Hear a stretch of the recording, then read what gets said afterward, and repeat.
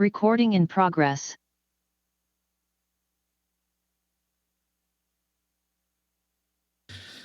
Okay, I'm calling this special meeting of council to order. First, I'd like to respectfully acknowledge that this meeting is taking place in a traditional unceded territory that's now is First Nation.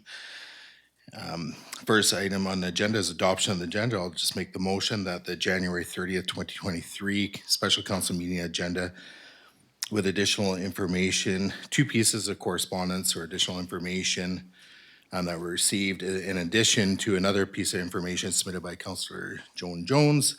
And that has already been given to staff. That will be, I guess, used in discussion for this evening. So is there a second? A second by Councillor Savage. Any discussion? Hearing or seeing none, I'll call the question. All those in favor and opposed? That's carried unanimously. Now we're on to public input period. So persons recognized by the, actually before we do this, just by unanimous consent of council, given the nature of this, I don't know if council is willing just to extend the speaking time to 3 minutes this evening. Okay, unless anybody's opposed. Okay, so I'll just change it as I go. So persons recognized by the chair to speak must first state their name and address for the record, may speak once for up to 3 minutes unless council resolves otherwise, and are limited to providing a comment regarding items listed on the council agenda for this evening. Comments must be directed to the chair and must not be directed to individual members of council, staff, or the audience, and must not include personnel issues. So if there's any members of the public that wish to speak this evening, the microphone is free. It's also relocated and needs to be put back. Oh, okay. Is there anybody remotely registered? Don't think so. I can't read that up on the screen, but it's just council chamber. Okay. Great. So after the extension of time, nobody is coming to the microphone. We'll just move on the agenda. So we have unfinished business bylaw number 332. This was referred from January 11th, regular council meeting. No mover or seconder is required through to council. What is council's wish? So Councillor Lerner, go ahead, and then Councillor Jones. I just had before I get into discussion, I just had a point of clarification here. In order to have a fulsome discussion on the bylaw, can we do that with this motion on the floor? Should the motion be postponed until later in the meeting?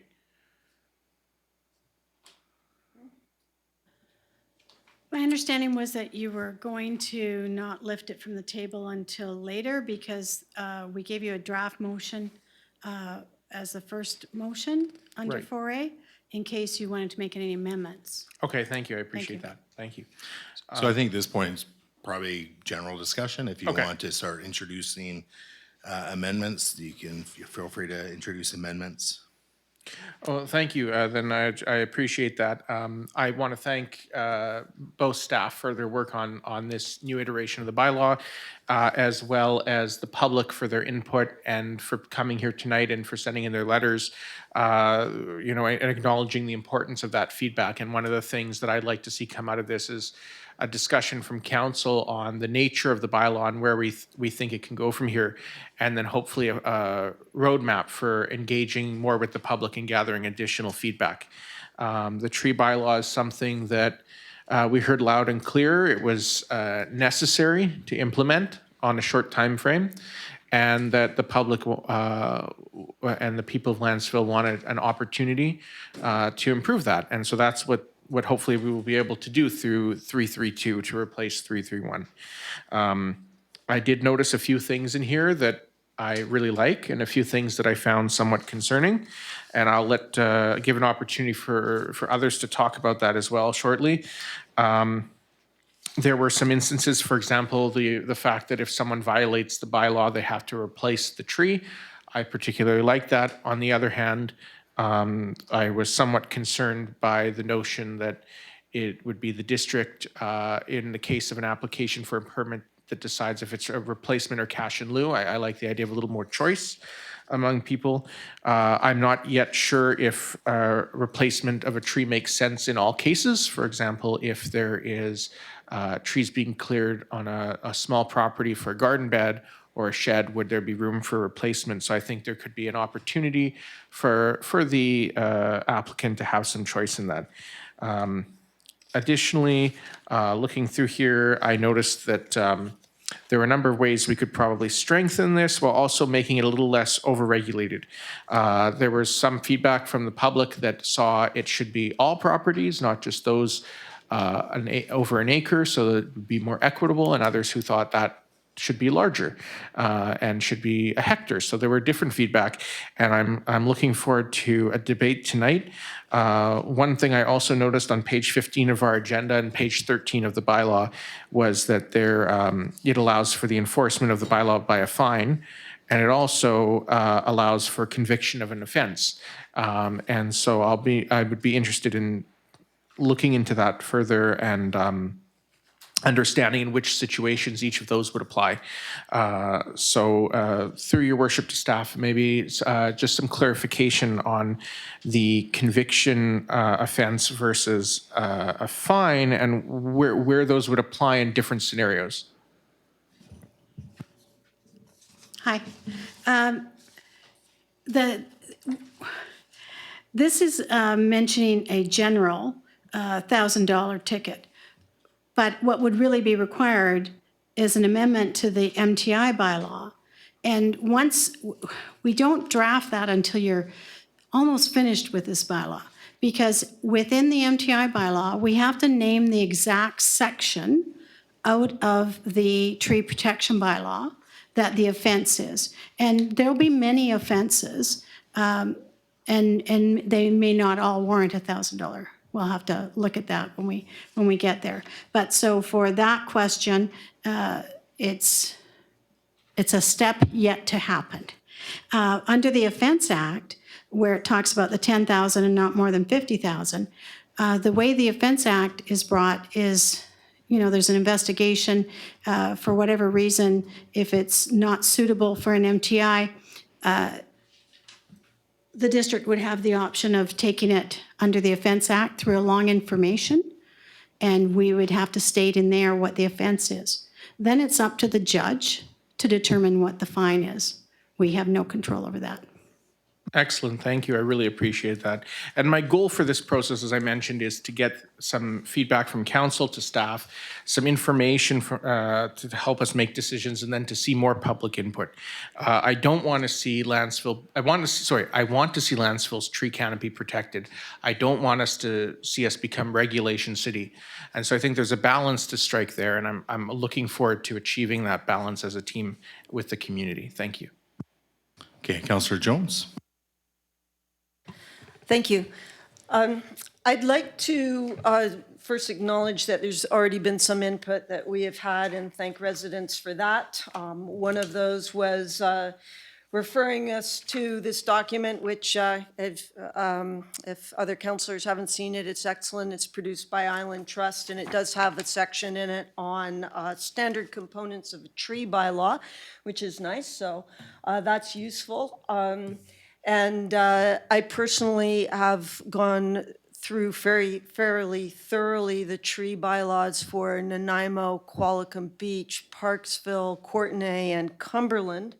And want to make a comment about what I got out of that in a minute. But first, I want to also acknowledge the 2 letters from residents that are very concerned about living on properties where they need to cut down trees for their source of firewood, or they're just feeling like this is too much to say you can't cut down any tree. So I think some of the other communities have come up with a solution to this. I'd like to put it forward, and it begins with a discussion of just what are the goals, our goals in a tree law? What is it that we want to achieve? We have a title here called a bylaw to regulate tree cutting and removal. That is suggestive of certain things. I would recommend that we change that title to a tree protection and management bylaw. I'll make a motion about that later. Other councillors can ponder the difference in interpretation between a bylaw to regulate cutting and removal and a tree protection management and management bylaw. The idea with changing the title is to set people's minds to what the goals might be, and I think we should look at what the goals of this tree bylaw are. For myself, yes, it is a goal to regulate the removal of trees, and the question is, how do we do that? Should it apply to all properties or selective properties? We can discuss that. But one way to get around this concern that residents who live on larger properties with a lot of trees have is to look at this as a commitment from all property owners in Lantzville to the maintenance of a Lantzville tree canopy. So if we have guidelines on what our tree canopy is, as Courtney, for example, has a guideline, a target of 50 trees per hectare of developable land. Well, somebody's on 2 acres and they've got 200 trees. I've got no problem with them cutting half a dozen of them down. You know, this is well within, going to keep things well within the target of the tree canopy if we go with something like 50 trees per hectare of development land. So I think this might be something we can explore to see if we can ease people's minds about just what it is we're trying to do here. I agree with Councillor Lerner, his comments about replanting trees or cash in lieu. This is definitely important. There are, hopefully, people will want to do more gardening and local food production, and you need, you know, good 6 hours of sunlight on your garden a day in the summer to get some things growing well. So it may well be that trees should be removed. I would like to see us go to public consultation on this with the creation of a just one-pager along the lines of what I have added to the information for this evening, so councillors have it and Director Coates has it, and it gives some just background. Why protect our trees? Why would we want to do that? Why are they important to Lantzville? Let's list all the reasons. And what trees are protected.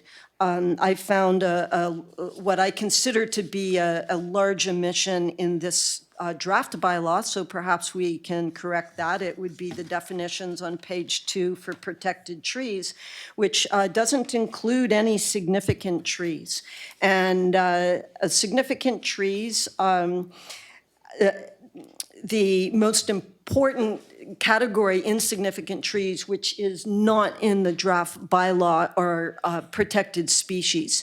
So Director Coates, that is the table on the back page of the handout, and for the rest of council.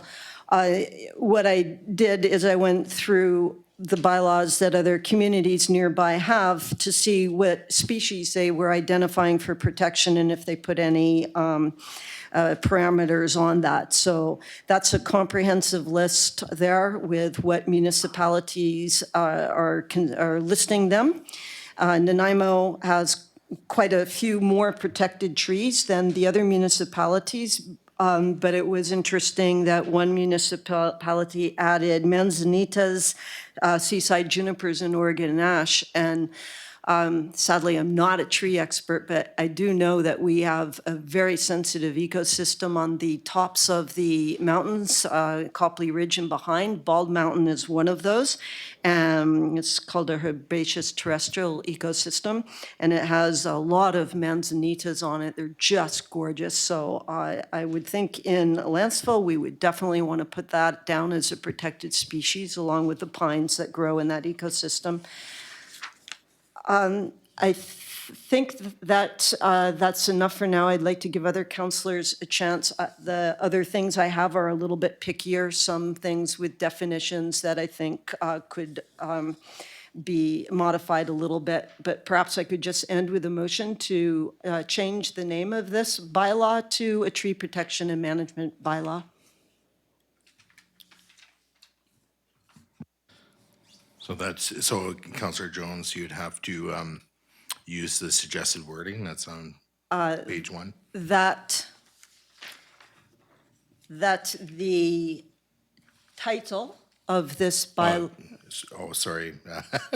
If you go down halfway, like right underneath 4A on the agenda on page 1, Yes, gives you an example. that the District of Lantzville Tree Protection Bylaw be amended by striking the title, "A Bylaw to Regulate Tree Cutting and Removal," and inserting Tree Protection and Management Bylaw. Okay, do we, So just for clarity, I think there's probably a couple spots where you want it to go. So in the first line that describes, of the bylaw on page 3, that describes the, sort of the purpose, a bylaw to regulate tree cutting and removal. And management, you want to add? Well, And then on the title in item 1, after the words tree protection, and then add and management. correct. Okay, And then it also appears at the very top of the page. yeah. On the Thank you. headers. Yeah. Yep, thank you. Okay. okay, is there a seconder? Second by Counselor Lerner, discussion. So through to Counselor Jones and then Counselor Lerner if you wish.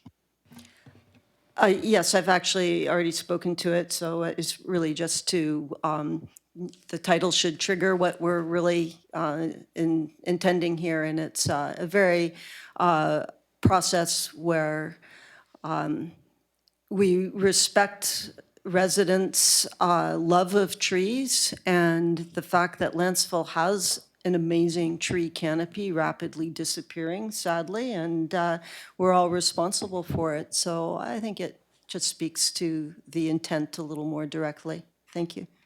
Okay, Counselor Lerner, anything further? What's in a name? No, I think that this is actually a very important thing because it sets not only the tone, but it makes it clear. We're not looking to simply regulate. We're looking to work with the community to preserve our tree canopy, and we're also looking to balance the requirements of responsible tree removal and responsible tree stewardship with the rights of the landowners to do what they need to do in order to, for example, obtain firewood. And so this is something that I think is key, and I can support this motion. Thank you. And through the rest of council? Okay, I'll call the question on the amendment motion, Right. so, yeah. I'm sorry. I just think that maybe I put the and management in the wrong spot in the first instance. It should be a bylaw to regulate and manage tree cutting and removal. Sorry, I'm not clear. I'm suggesting that be deleted and replaced with a bylaw for tree protection and management. So the word regulate's no longer there. Sorry, that's in the title already in the citation. It's tree protection and management. That's what you were changing that to. But, so you want to change the short name to be the same? Under District of Lantzville, bylaw number 332, at the Yeah. top of page 3, it Yeah. says a bylaw to regulate tree cutting and removal. Yes. I would suggest that says a bylaw for tree protection and management. So repeating the title. Okay, thank you. Okay. So I'm going to call the question. All those in favor? Opposed? That's carried unanimously. All right, additional speakers, amendments. So I think I'll go next. Why not? And just to shake it up a little bit. So the first thing I just wanted to speak to is just on page 20 of the report. And halfway down, just underneath, there's second paragraph under rationale for A under exemptions. And it just reads approximately 13% of the district is made up of parcels that are 1 acre and so on.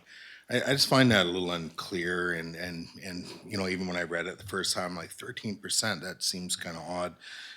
You know, even for myself, if I was going to wordsmith it, I would probably include, you know, of the district's total land area, then it makes more sense. It's more clear. What I think council needs to turn its attention to is, even if we keep the bylaw regulating lots that are basically greater than 1 acre, it really only applies to, and this is using the data from the 2019 OCP on page 20. There's a little pie chart, but using that data, I know it's the total number of dwelling units in Lantzville has increased. But under under the OCP, it reports that 290 of the 1,351 homes in Lantzville are basically an acre or greater. That's basically 21.5%, meaning that for properties that are less than 1 acre in size, 78.5% are total dwellings are less than 1 acre properties. For myself, if we were to look at, perhaps looking at having this bylaw apply to even properties that are 2.5 acres or larger, then that number drops to 111 homes out of 1,351, or 8%. And then if we were to go to basically, further than that, the percentage is just going to continue to drop quite significantly. And even more so, like since 2019, a lot of the lots that have been created in Lantzville have fallen to half an acre or less. Even the ones that are proposed for Clark Med, they're all under half an acre. When this bylaw first came about, it was really about preserving the tree canopy, and more specifically with respect to future subdivisions, and making sure that the parkland that we acquire through the subdivision, or the 5%, would come in the form of potentially treed land rather than stumped land. That's always been my position, and that's why I've supported it to this point. At this point, I feel, and it's not any, it has anything to do with the work of staff. I feel like they've provided a very complete report, but I feel like we're missing the mark, or we're going way off now into something that I never intended this to go, for it to go in the first place. It was really, again, about the district being in a position when we have subdivisions occurring, that what the land we are transferred at the end of the day has trees on it. We preserve at least 5% of that land is in the form of tree canopy. So, there's maybe other ways of going about this, but I feel like we've gotten into this quite a ways now and trying to come up with a bylaw to achieve that. So even when I go to the purpose for the tree bylaw on the top of page 18, again, it's, to regulate the cutting and removal of the protected trees and so on lots greater than 1 acre. And then it gets into to enforce the replacement. Well, that was, in my opinion, never part of the initial direction. In fact, I would like to remove section 8.4 from the bylaw in its entirety. And I'll probably make that motion at some point as well. When we get to fees, and this is on, I know I'm jumping around here, but when we get to fees under section 12 of the bylaw, which is on page 14, again, why are we charging fees when the net benefit of maintaining the tree canopy is to the community, but we're going to charge individual landowners a fee for cutting down trees? It just doesn't make sense to me. Just the whole thing, I just can't support that. In terms of charging people, I don't know. Anyways, what else did I have? And again, in terms of the 1 acre, for myself, if we were to subdivide a 1 acre property, really, how much land are we going to get through parkland acquisition? Teeny tiny sliver. If we look at 5 acres, it's a 1/4 acre. And then if we look at 10 acres, let's do the math, it's a 1/2 acre, and that's what we can expect in parkland, and hopefully in the form of treed parkland. Good example of this, how it could work, is if you go to the applicants of Harwood Road, there's 2 5-acre parcels there. At the end of each road, it's proposed that a 1/4 acre of land is to be transferred to the district as parkland through a subdivision process, and in its current state, it's treed.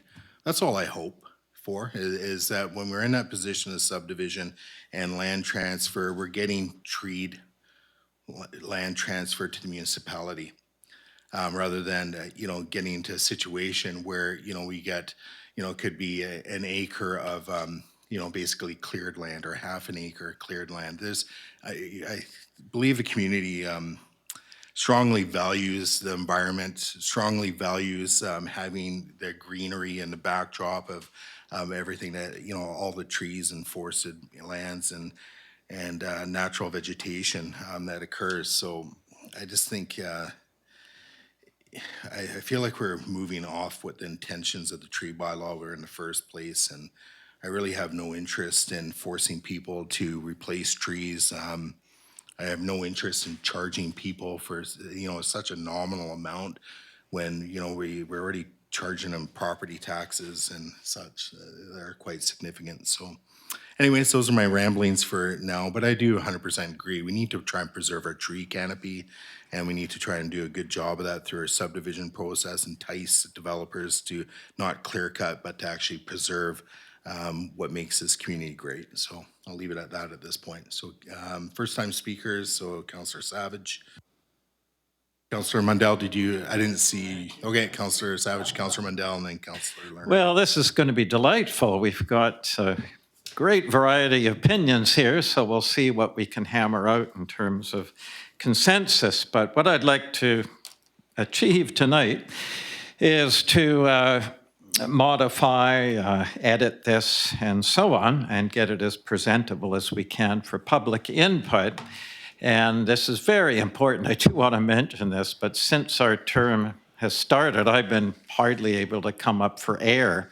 We've been so inundated with one thing after another to sort out. And we just haven't had time to get into the steady pace or system of public input. So I would first like to apologize for that, for these things that, believe me, our intent is to have full public input on everything. But our first tree bylaw was done in just record time. And it was necessary to have done, but now we're fulfilling our commitment to have generous amount of public input on this, so it'll be something hopefully everyone can accept as we go along. So that's what I'm hoping tonight. We can make a number of compromises, consensus items, but it's not a finished product. This is only to present to the public. So for my bent, I've never supported tree bylaws out of my respect for the public and our fellow residents. For decades since I've lived here, I've seen the residents behave responsibly. I've seen their love of trees and our nature and wildlife. That's why there's so many trees here. The problem that's infected Lantzville for the past few years is there's this shtick going around where apparently the thing to do is to clear cut your property before you apply for a development application. For the life of me, I don't get the rationale, especially when you know council is dead against it. But anyway, it's come to the point where it's become an infection like a virus, and it's our responsibility to do something about it. One of my main goals this term is to have Lantzville an environmental masterpiece, something other communities can look forward to as an example of how to look after your environment, develop in a very environmentally sensitive way. But I stop short of telling those that have invested in their property and live here how to run the affairs on their own property. And however, what I'm targeting is identical to Mayor Swain, and that is vacant properties, which are basically land speculation properties. And I just want to make this perfectly clear. It is not your right to do whatever development you want on your property. The community owns zoning, and they always have. Zoning belongs to the community. It's a privilege to develop your property and make your millions, if you will. That doesn't bother me at all. The profit you're making, what bothers me is this attitude that seems to have seeped into our community. It's your right. You're using district roads that those of us that have lived here a long time, we've paid for these. We've paid for the water system. We've paid for sewage system. We've paid for all these infrastructure you're using. So you have to understand that gives us the right to own the zoning. We've invested in our community. And if you own a vacant land for the idea of developing it, it's not your right to massacre the environment on that land. It's not your right to have whatever development you want. There has to be a form of community about a community, and that's an agreement, that's a bond, that's a culture in that community that residents share. And that's the property I want to target, or is the speculator property where you have no interest in this community except your pocketbook. And these are the properties that I want to prevent any tree cutting on.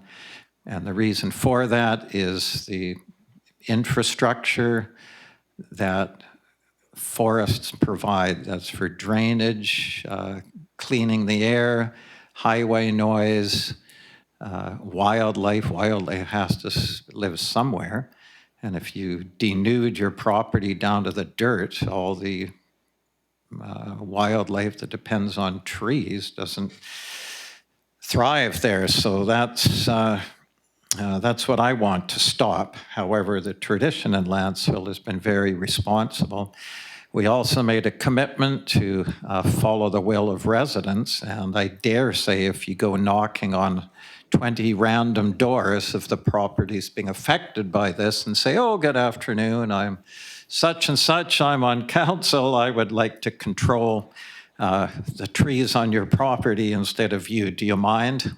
I don't think one person would say, oh yeah, just tell me what to do and we'll leave that big one that's going to fall on my house right where it is. And so there's that reason. That's where I'm coming from.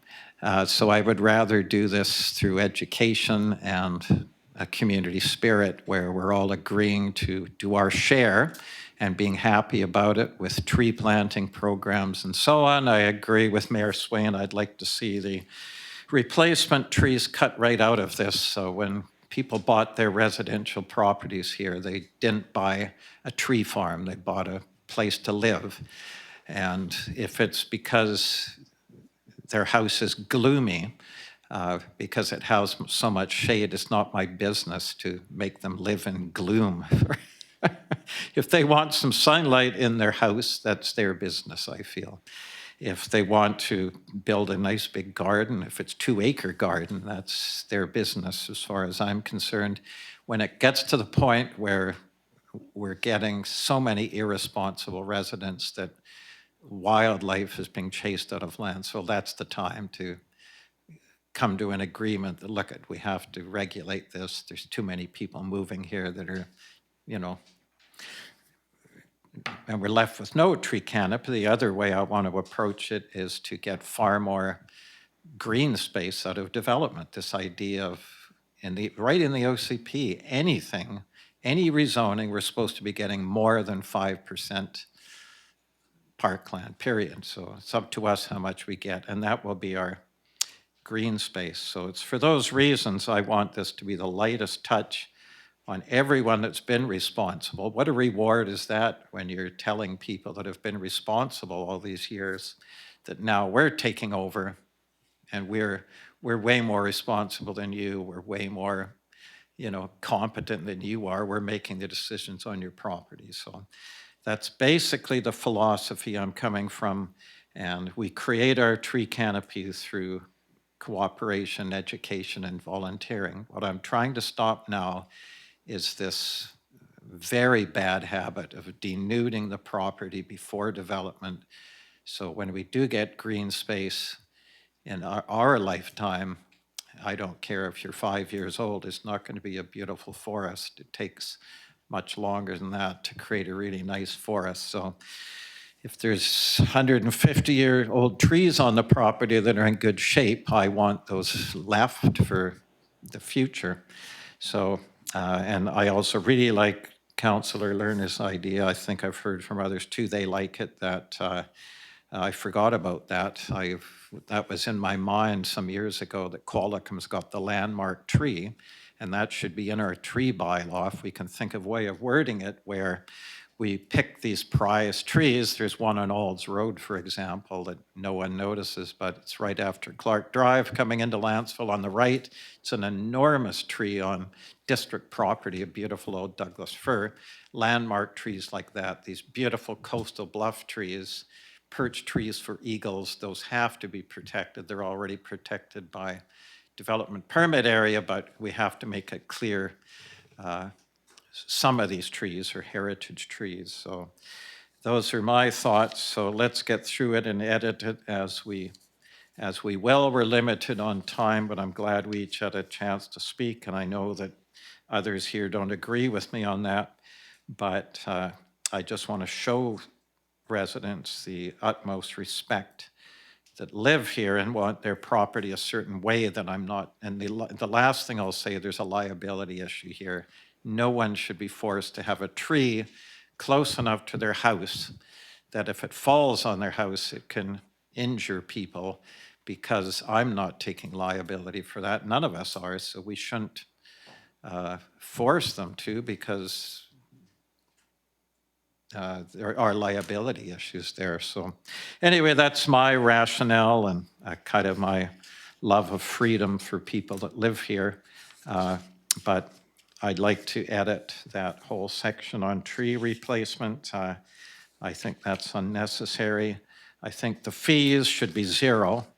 That's unnecessary. I'm only looking for a system where any property owner that lives here can come in and say, hey, I feel like cutting 20 trees down for a garden. They shouldn't have to pay anything, and maybe come up with a system where when it gets to that amount, it's just simply approval by council. Just like the leak adjustments, we handle those efficiently and quickly, and we just approve them. And we're just trying to catch the ones that want to clear cut their whole property for development. That's just my perspective. Thank you.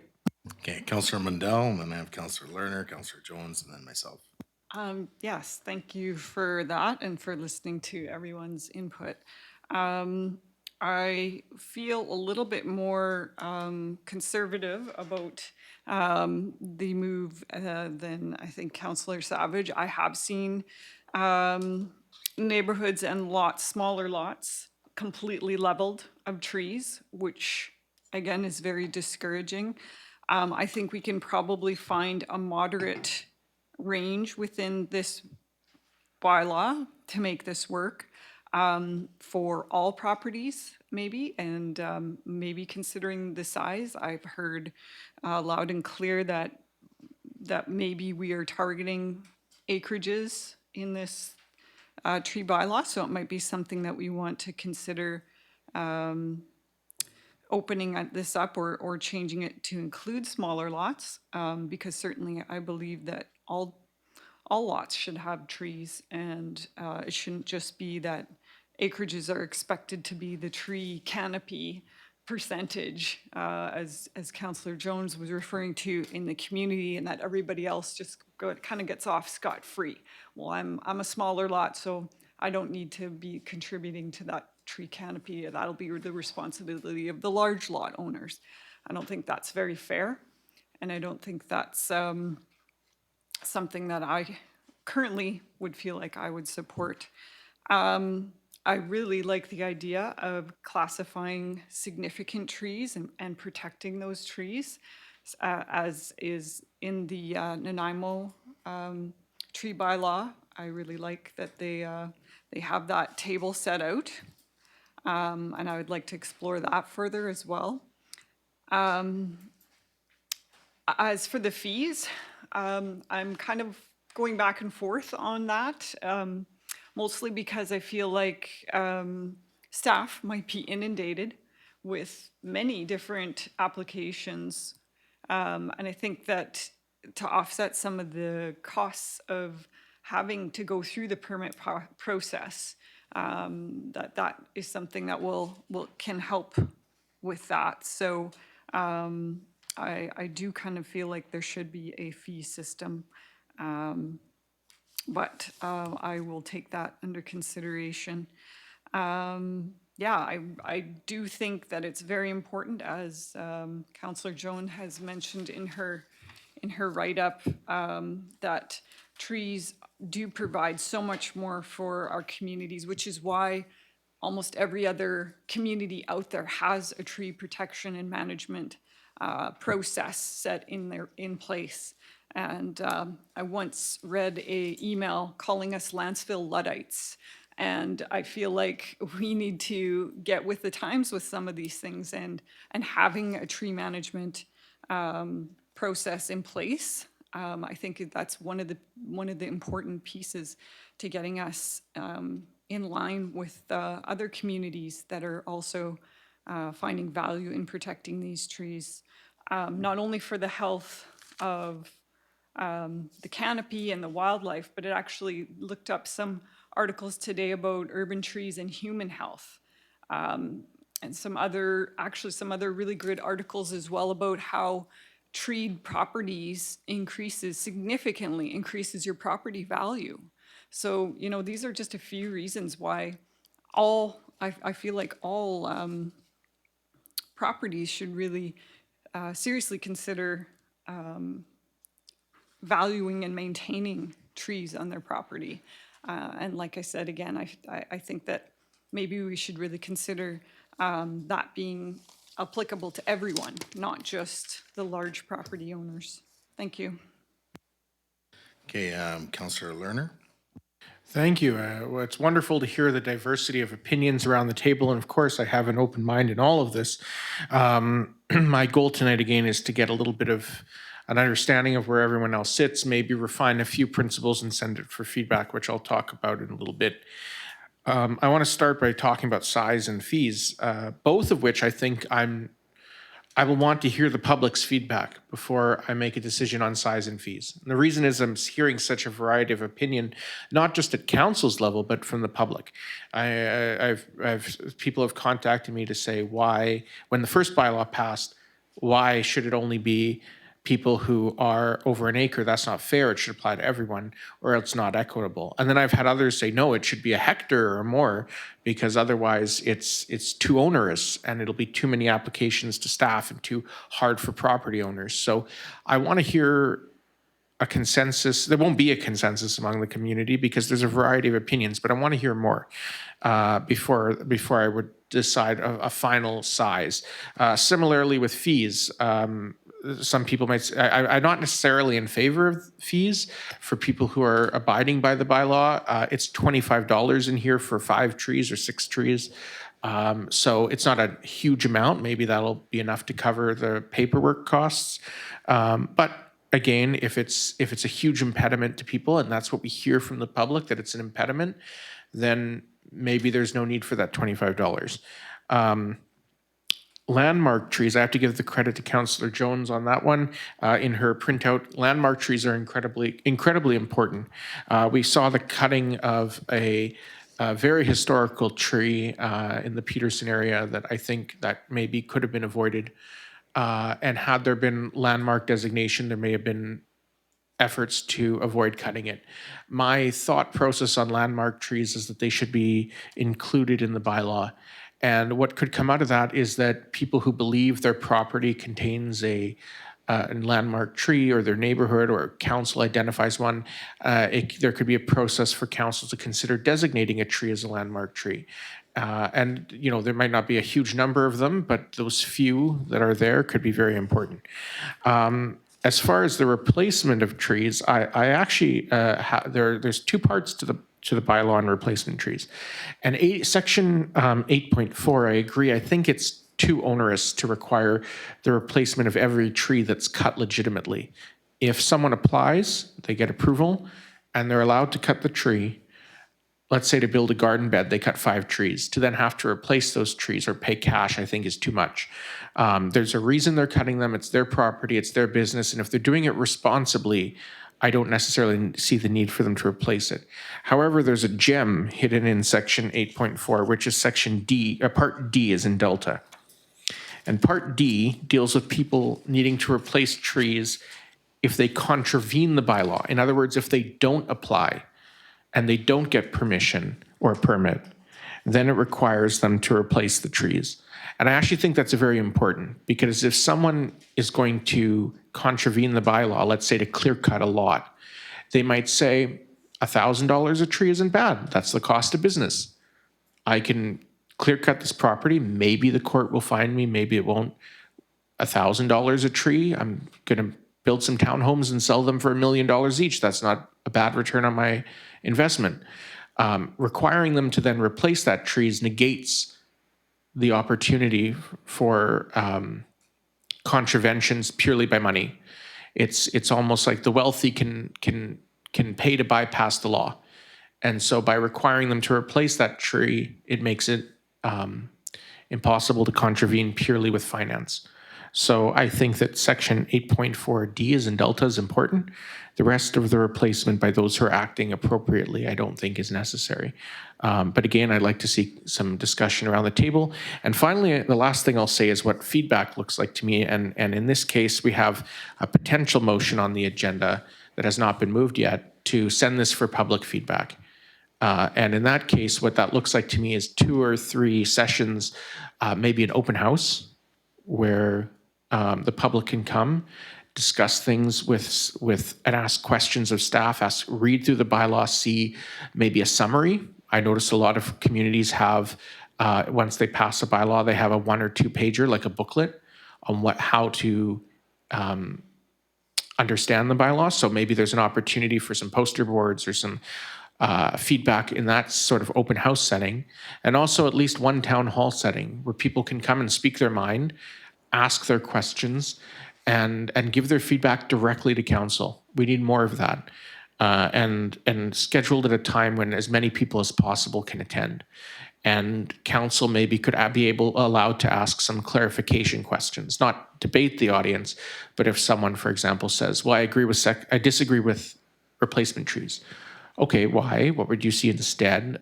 Those sorts of things can provide a lot of information to council, and it's part of our commitment to transparency and public feedback. So I'll leave it at that for now. Thank you. Okay, Councillor Jones.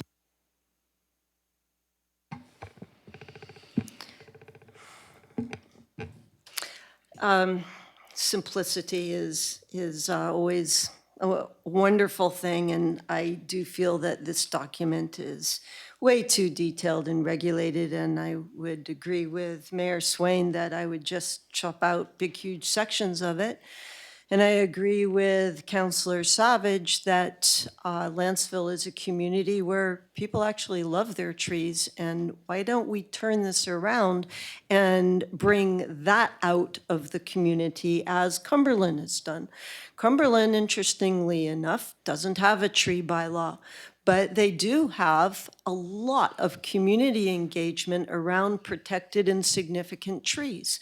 So you can go to a map and go to properties and go down boulevards and see where they've planted trees and what kind they are and, you know, what protected category they fall into. There's clearly a huge amount of documented community pride in their trees.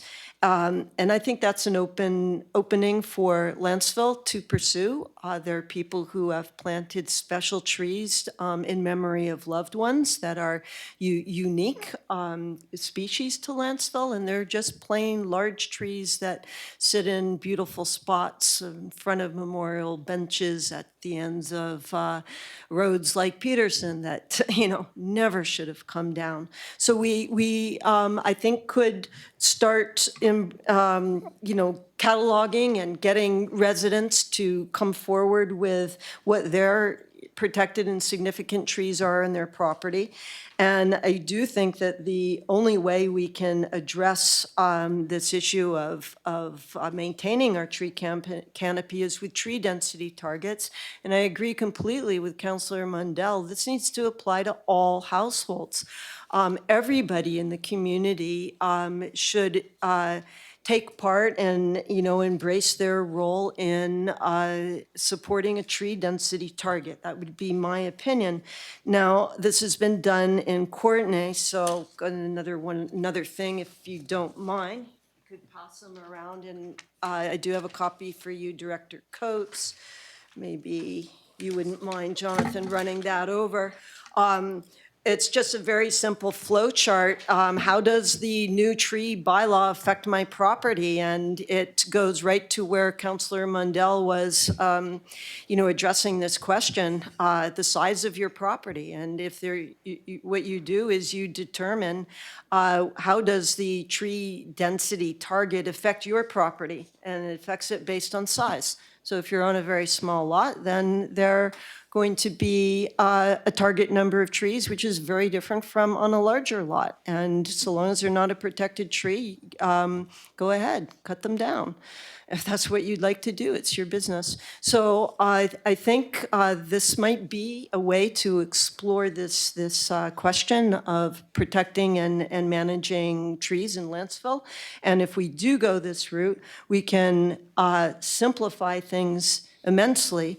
We've identified the key problems that we want to stop, and we just need to have a system in place to make sure they don't happen.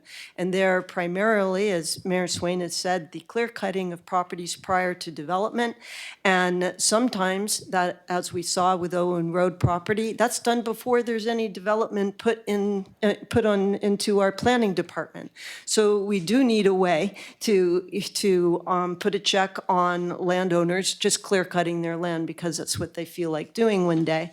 And I don't have the answers to how to do that, but I think we could end up with a document which is can be respected by many people in the community and which is simple and clear in its intent. Thank you. Okay, I've got myself down next and then Councillor Savage. So yes, the question of whether or not this is equitable amongst all Lantzville landowners, yeah, that definitely is of concern. However, I think, then if that's being seriously taken into consideration and we should be applying this to all landowners, then the process is now flawed. Simply because the agenda has gone out for this meeting, basically telling people we are preparing a bylaw that's applying to properties that are basically greater than an acre. So now what's happened is, if we look at the numbers again from the 2019 OCP, that right now, this bylaw potentially will only affect about 21%, maybe even less than all Lantzville property owners. Well, the other 80% are at home right now, chilling out, going, nothing to worry about here because this won't affect me. Now we're changing the tune at the council table here, saying, well, maybe we should consider under an acre. And if that's the direction of council, I say let's amend this and fold the meeting and re-advertise because the process is now, flawed. We have, and I'm sure people are talking about in the community, don't worry about the tree bylaw, you're on half an acre. Now, I know with my wife, she would probably beg to, encourage council to develop a bylaw against myself to stop planting trees in all seriousness, because, I do plant trees in my own yard and I think my tree density is growing. And I even planted a giant sequoia in my front yard in an odd spot because I'm planning that sucker is going to get very large and is going to overtake other trees that are already getting a bit diseased. But nonetheless, I think she'd probably want to have a bylaw that prohibits me from planting any further trees on my property. I really struggle with the direction this is going. I like the ideas, like let's have something that protects heritage trees, landmark trees. I like things that would encourage people to plant more trees, like should council turn its attention to maybe having a tree program, so there's a tree rebate program that we administer rather than trying to chase down this tree bylaw and enforce it and so on. It might be a heck of a lot cheaper to put some money in the kitty every year to say, hey, if you're interested in planting trees, we'll subsidize and so on, and because it is for the benefit of the community. So I feel like if we're considering going less than an acre now, we're applying this to all, the process is becoming very flawed. Speaking, and I probably didn't communicate it very well, but with respect to charging, having a permit application fee, I feel like with respect to that, we're asking people to follow a bylaw in good faith and so on, and then we're kind of penalizing them when they come in the door and saying, now you got to pay to be a willful, good participant in this program. I do recognize in the staff report it's saying, you know, we've tried to keep this fee fairly low. But again, I think any fee is not good, because again, we're asking people to participate. They could easily just cut down the trees on the weekend or whatever, and then it just becomes a major battle with the municipality. All sorts of resources go out the window in trying to battle one property owner for some, you know, a few trees that have been knocked down. And you know, and I look at the expense that even would go into that, and you know, that's a lot of trees you could give rebates on. You know, $50 rebates you could hand out. You know, you have one, I don't even know what the cost would be. Let's just say it's $5,000. Well, there's 100 tree permits, 100 new trees that could go out or get put up, right? So I'm just, again, I'm not liking where it's going, but that's just my opinion at this point. So I got Councillor Savage, go ahead. Yes, thank you. I'll start chopping wood here, as it were, and get some amendments rolling so we can whittle this down a bit. So on the second page of the actual bylaw, which is number 4 D, E, and F. So I'm going to be making an amendment in 1 second to remove those 3. So I'll make that now and then explain what I'm up to. Sorry, I've missed something here. No, I haven't made the Oh, I amendment thought it there. was so 4D and F, and I don't have a, That's on the actual tree bylaw, number 331. no, we're on bylaw 332. 331's the one that's in place now. 332 is the one that's coming forward. It's page 6 of the agenda is item 4. It's all about measurement, so I didn't think that was yours. All right, see, I get the first one, then I mark it all up, and then the new agenda has it reordered, I would imagine. Oh, sorry, and to further complicate things, again, you got to go back to page 1 of the agenda and just use the preamble there. Yeah, I'm going to do that, yeah. I'm Okay, just making perfect. sure I have the right number. It's under exceptions. God have mercy. I hate this. Page 20, all right. 7 of the agenda, page 5 God, I hate this. of the bylaw. Exemptions, is that what you're looking for? Okay, we were given the tree bylaw, and, all right. Anyway, carry on if someone else wants to go. Thank you. Okay, Councillor Lerner, go ahead. Thank you, yes. First of all, I agree with Mayor Swain that if we were to, right now, change the size, the process for feedback would be flawed. So my inclination is to send this for feedback without changing the size yet and hear what people have to say. And then we could consider changing the size to be below or above an acre. However, I do want to make a motion. And I'm just going to get the wording here. The District of Lantzville Tree Bylaw number 332, 2022, be amended by striking section 12, which is fees. Okay, I'm so not- we need a yeah. seconder to that, so I'll second that. So for discussion, go ahead, Councillor Lerner. Thank And you. we'll just add, and renumbering. And renumbering, Yeah, we sorry, yes. just- yeah. Renumbering. My thought on this is that when we send this for public feedback, if people feel that there should be fees, they will let us know. But at this point, I don't support charging $25. I know it seems like a small amount, but I think I've been convinced that I'm not thrilled with the idea of charging fees. There are for simply doing the right thing.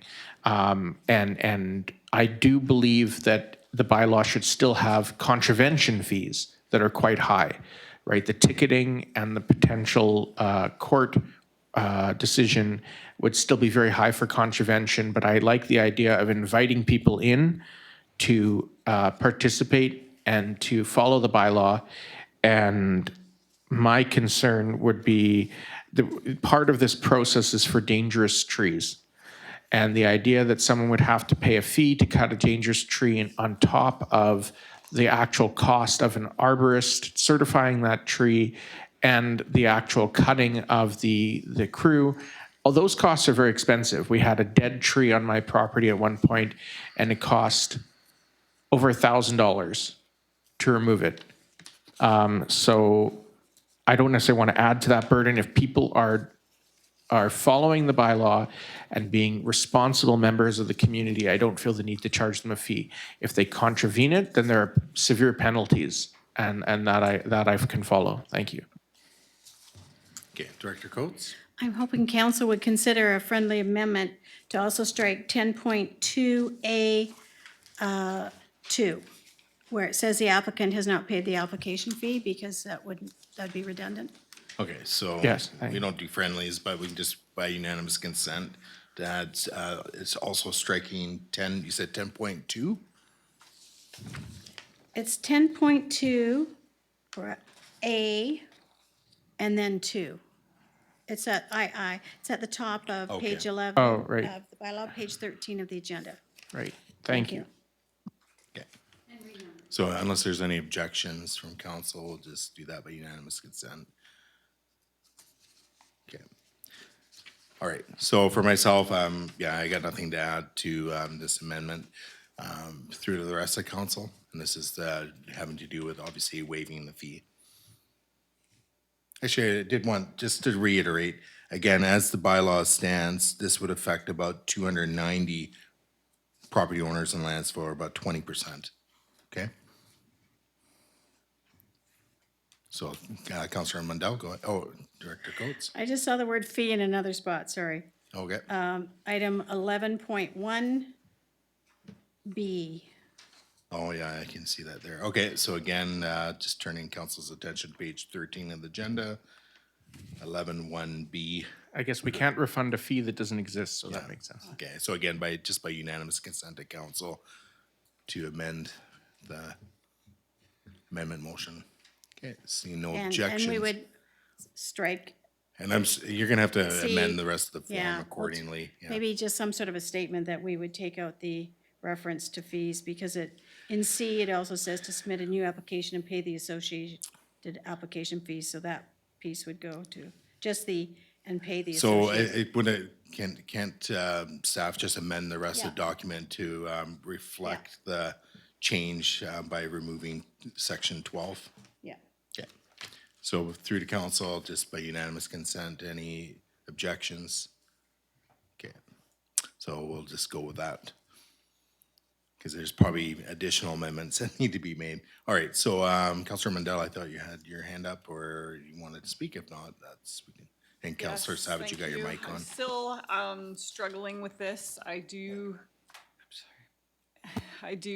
see some value in having a fee system, even if that money went towards us using it to have a program similar to what the RDN had a few years ago, where you could make a request for them to deliver trees, and you could make up to, I think you could ask for 5 Douglas fir saplings. And again, it could be to encourage all homeowners to add trees to their properties, or also those who are cutting trees to add trees to their properties. Yeah, so, and again, I'm thinking that it would also maybe discourage people from willy-nilly coming forward and just getting a tree permit and cutting down trees. Not that $25 that wouldn't necessarily be a large hindrance, but it might make people think twice. I don't know. But anyway, I'm still not sure that I want to get rid of the fees. Okay, and through the rest of the council? Okay, Councillor Savage? All right, so if I can make an amendment, please. We're on the fee Oh, amendment. sorry, yep. Fee amendment, I totally support. Thank you. Okay, so unless there's anything further, I will call the question. Okay, so hearing and seeing nothing, all those in favor and opposed, knowing that Councillor Mandel's opposed, the amendment carries. All right, so now we're back to the main motion or the bylaw as amended. Councillor Savage, go ahead. Yes, thank you. Sorry for the mix-up. I didn't have the right numbers there. So this is number 7, exemptions. And I'll be making an amendment to strike, which I'll do in a sec with the right language, which is to strike number F, number G, and number J. Just so you can follow along. And my amendment is that District of Lantzville Tree Protection Bylaw number 332, 2022 be amended by striking 7F, 7G, and 7J. Okay, is there a seconder to that amendment? Seconded by Councillor Jones for discussion. Go ahead, Councillor. Yes, thank you. This is too broad. I really want everyone involved with the district to set the right example. We had this episode of the 382-year-old tree at Peterson Point that came down that was within at least 2, if not 3, development permit areas. So I want to, we made a motion that passed that staff needed council approval for removing any trees. It started off at 1 foot, then was moved up to 18 inches in diameter. So this is just too loose for me. Any BC surveyor that could be representing anyone can cut down trees just for surveying. I don't think so. What if there's a beautiful big old tree that is used, as an excuse to come down? It's too broad. So if there's any surveying going on, they should need a permit for it as far as I'm concerned. And in terms of staff service corridor, that's identical to how the old bluff tree came down at the end of Peterson Road. That was deemed to be a service corridor, and down it came. So you can replace this if it's really necessary within the bylaw, but these are far too broad that any BC surveyor, oh, there's a tree in my way, it cut down, it comes. They should not have that wide latitude, and it shouldn't be an excuse for just a service corridor. That can mean anything. The one that we may want to rewrite but remove for now, and that's the one that's the first one mentioned there, which is F, cutting or removal of any tree carried out by a municipal employees for the purpose of surveying or the maintenance or operation of utilities and infrastructure, including to preserve sight lines along roads and upkeep trails and walkways. That's just far, far too broad. And we've seen what can happen where there's different points of view between staff and the community that happened at the end of Peterson Road. So a good example has to be set. It's not good enough to ask residents do one thing and then have district representatives do another. So if that wants to be tightened up, so staff certainly aren't bothered by small stuff on trails and so on, but I don't want this replacing our direction of staff need council approval for 1 foot or 18 inches for any tree to come down. So that's why I'm asking those 3 be removed, and if it's necessary to put something back in, tighten it up so that it's much more definitive rather than these broad statements. So that's why I'd like them removed for now. Thank you. Okay, Councillor Jones, if you wish. Yes, thank you. I had also marked those same sections under exemptions. It's extremely important that something like the removal of the tree on the bluff at the end of Peterson never happen again. So that needs to be really tight, and F is very broad and is a total loophole there. So I fully support striking it along with, I think it's H and J. And then if we need to reinsert in G and J, if we need to reinsert something to make F a little bit more manageable for staff, then we could do that at a later time. So thank you. This one's very important. Okay, is there anything further before I call the question? Okay, I call the question. All those in favor? Opposed? That's carried unanimously. Now we're back again to the bylaws amended. Any further amendments? Councillor Lerner, go ahead. Thank you. Yes, I would like to make the motion, although it's actually adding something, not striking something. The District of Lantzville Tree Bylaw number 332, 2022 be amended by inserting under section 3 definitions, where it says protected tree, that staff adds protected species and also landmark trees as designated by council. And I would defer to staff on exactly how to word that, but the staff be directed to add that. Thank you. Could you just repeat that, please? Yes, in section 3, definitions, under item, it's not numbered, but the item is protected tree, on the bottom, page 4 of the agenda, page 2 of the bylaw, where it says, it has items A through F, and it would add G, protected species, and H, landmark trees as designated by council.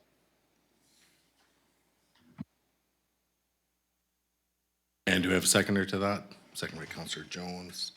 Go ahead, Councillor Lerner, if you wish.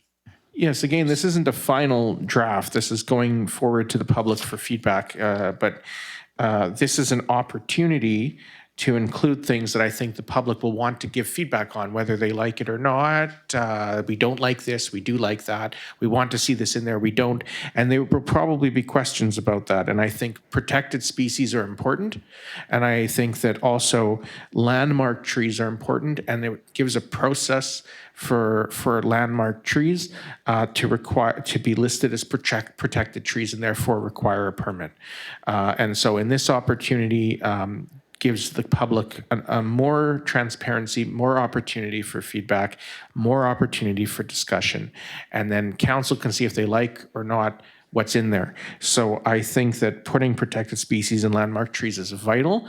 The bylaw, as I read it now, would not necessarily have protected the tree at the end of Peterson. Having the landmark tree in there, if council had designated that as a landmark tree, would have at least provided some level of consideration. So I think that is an important part of the process. Thank you. Okay, Director Coates. Yeah, yes, I was just going to mention it would be unusual in a regulatory bylaw to have such an open-ended definition. Other places I've worked, like in Qualicum Beach, when they designated their heritage bylaws, it was through a process, and then they were established, and that bylaw was amended when they added trees to it.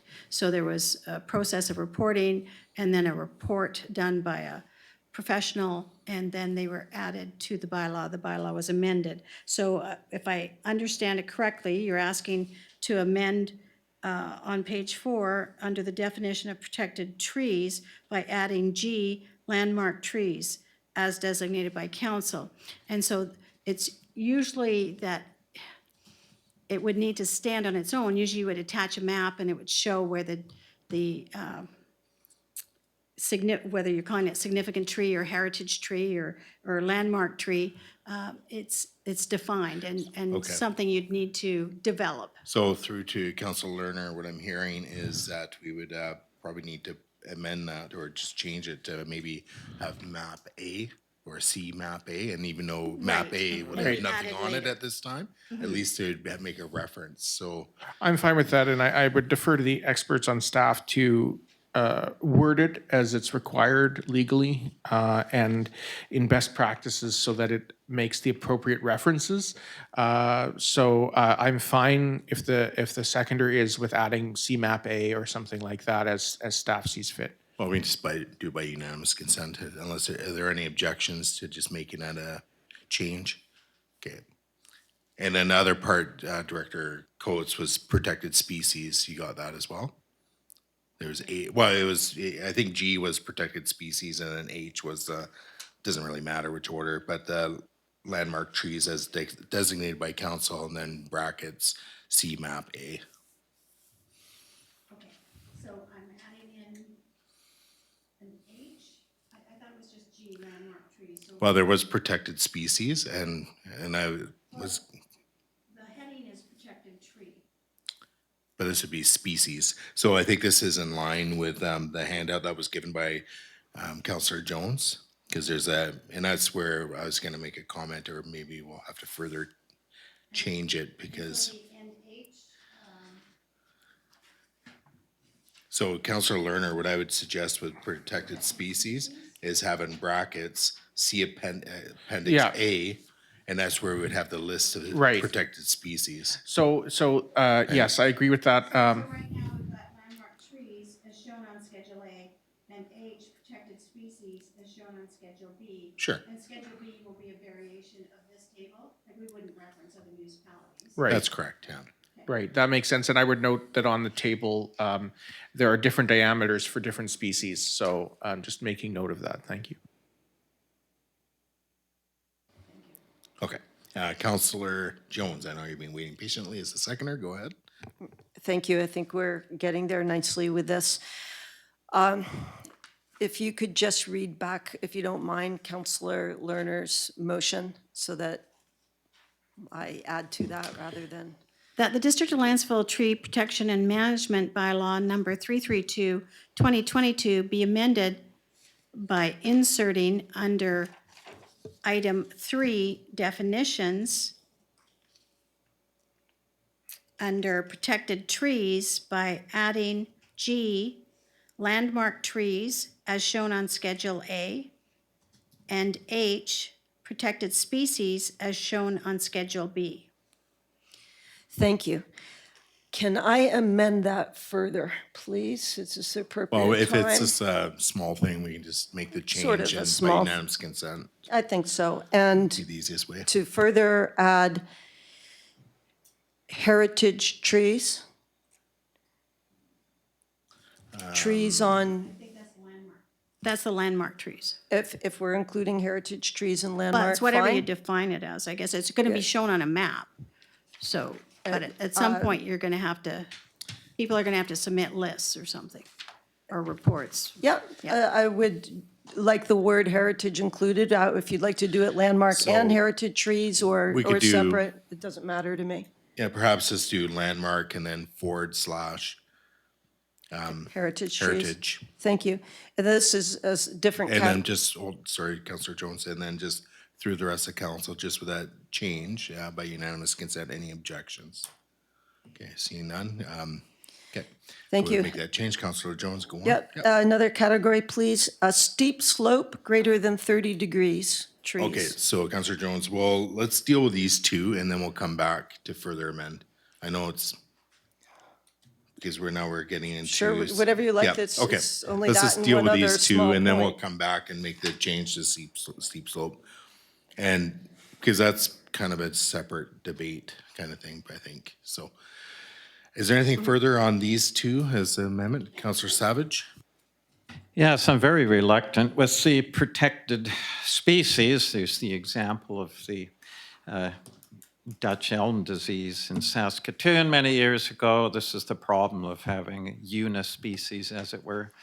And there's a blight, the arbutus trees on my property. I had an arborist out some years ago, and there's 3 viruses going around, I believe he said, and mine had all 3 or all 2, was it? And when they're out in the open, I've had a numerous amount of arbutus trees die for some reason that I'm not aware of when they're within the multi-species of the fir trees or the forest.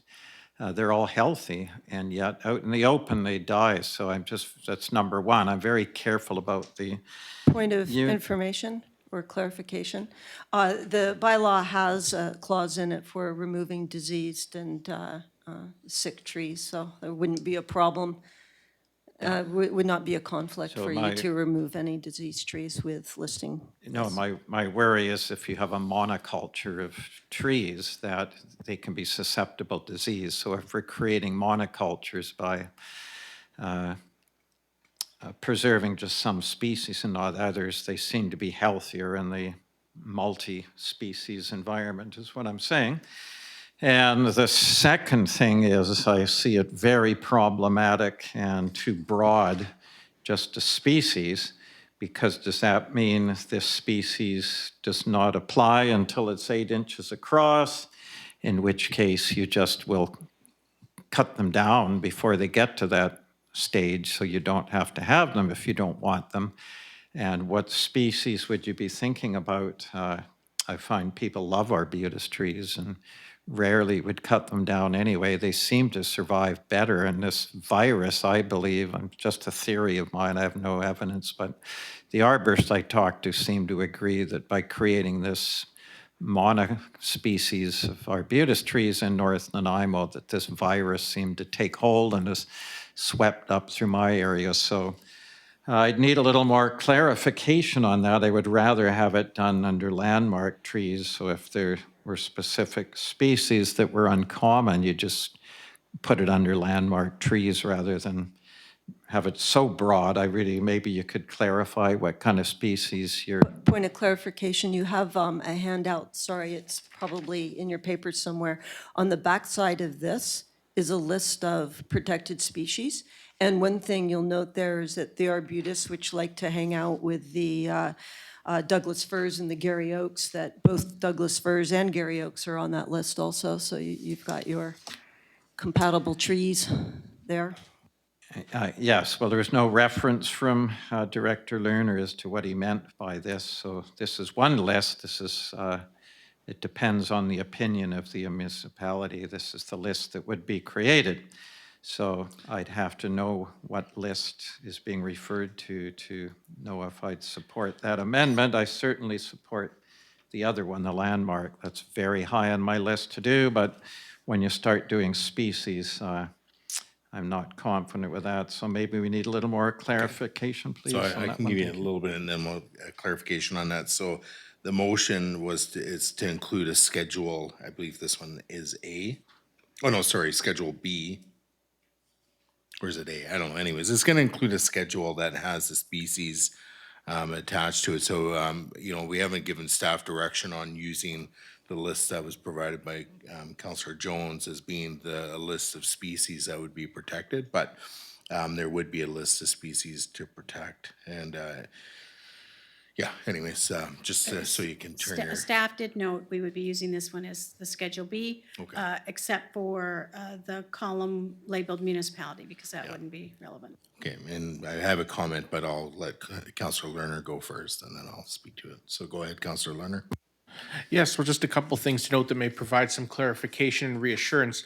The first is that the schedule, of course, would come back with the bylaw for consideration, and the schedule could be amended at any time through council. That being said, by adding the definition of a protected species, it's not prohibiting the cutting of these trees altogether. It's requiring a permit to do so. So if, for example, an arbutus of 50 centimeters is a protected species, then a permit would be required in order to cut it. And if one wanted to create a diverse, I guess one could say, ecosystem on their property, they could still do so. It would just be a case of making sure it's planned properly and getting a permit. What I'm looking at here with protected species is to help avoid a total loss of those species and so it gives an opportunity for the district to weigh in through the permitting process. And since we've waived fees out of the bylaw, I don't think that there's a huge impediment to get the permit. So at this point, I can support protected species and landmark trees, but I'd love to hear more. Thank you. Okay, so I was just going to speak to it next briefly. So the only issue with that, like you say, this protected species is that, when we apply the I guess it's the DBH, or the diameter measured at breast height. We already have it above in letter A, and it just says trees, so it would imply all trees or woody trees, or, yeah, and it would have to have a greater or diameter greater than 30 centimeters. But when we get down to these protected species, there's a variability in the diameter that's stated in that chart. So,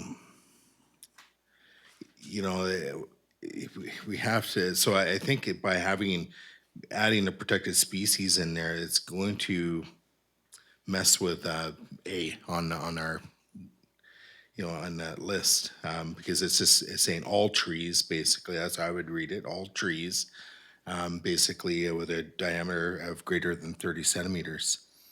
But again, when we get to these protected species, they're as small as 10 centimeters in some case, up to, for some of them, up to 80 centimeters. So we'll make it more challenging in a way. So anyways, I'll let Councillor Jones speak to it, and then if there's Yeah, other thank you, speakers. Mayor Swain. It's a very good point. And going through this, the terminology which most communities are using is significant trees. And then under significant trees, they are including their protected species as well as these other categories: wildlife trees, covenanted trees, heritage, landmark trees. I think staff is very capable of going to other bylaws and seeing how this has been handled. I agree with you that repeating the word protected tree and protected species kind of gets a little bit misleading. You might prefer to call them significant trees, species. But the point is that there's a different rule for that category than there is for the whole category when you go to your exemptions.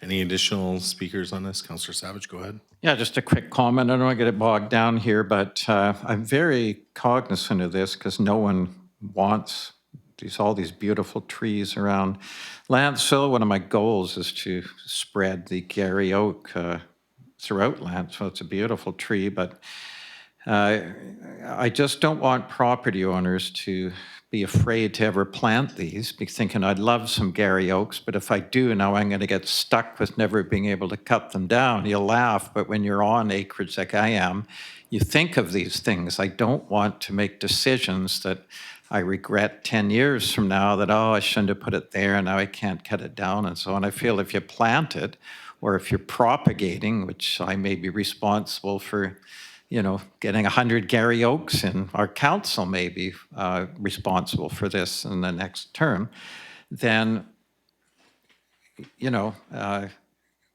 I don't want to be discouraged from putting them on my own property, because now suddenly you're trapping yourself. And I'm just telling you the mentality of how people view this. They're going to be afraid to do things they're going to be stuck with. So there's a lot in this species, I'm afraid, I'm worried about. And a lot of these things will be things people plant. So it's like a one-way street.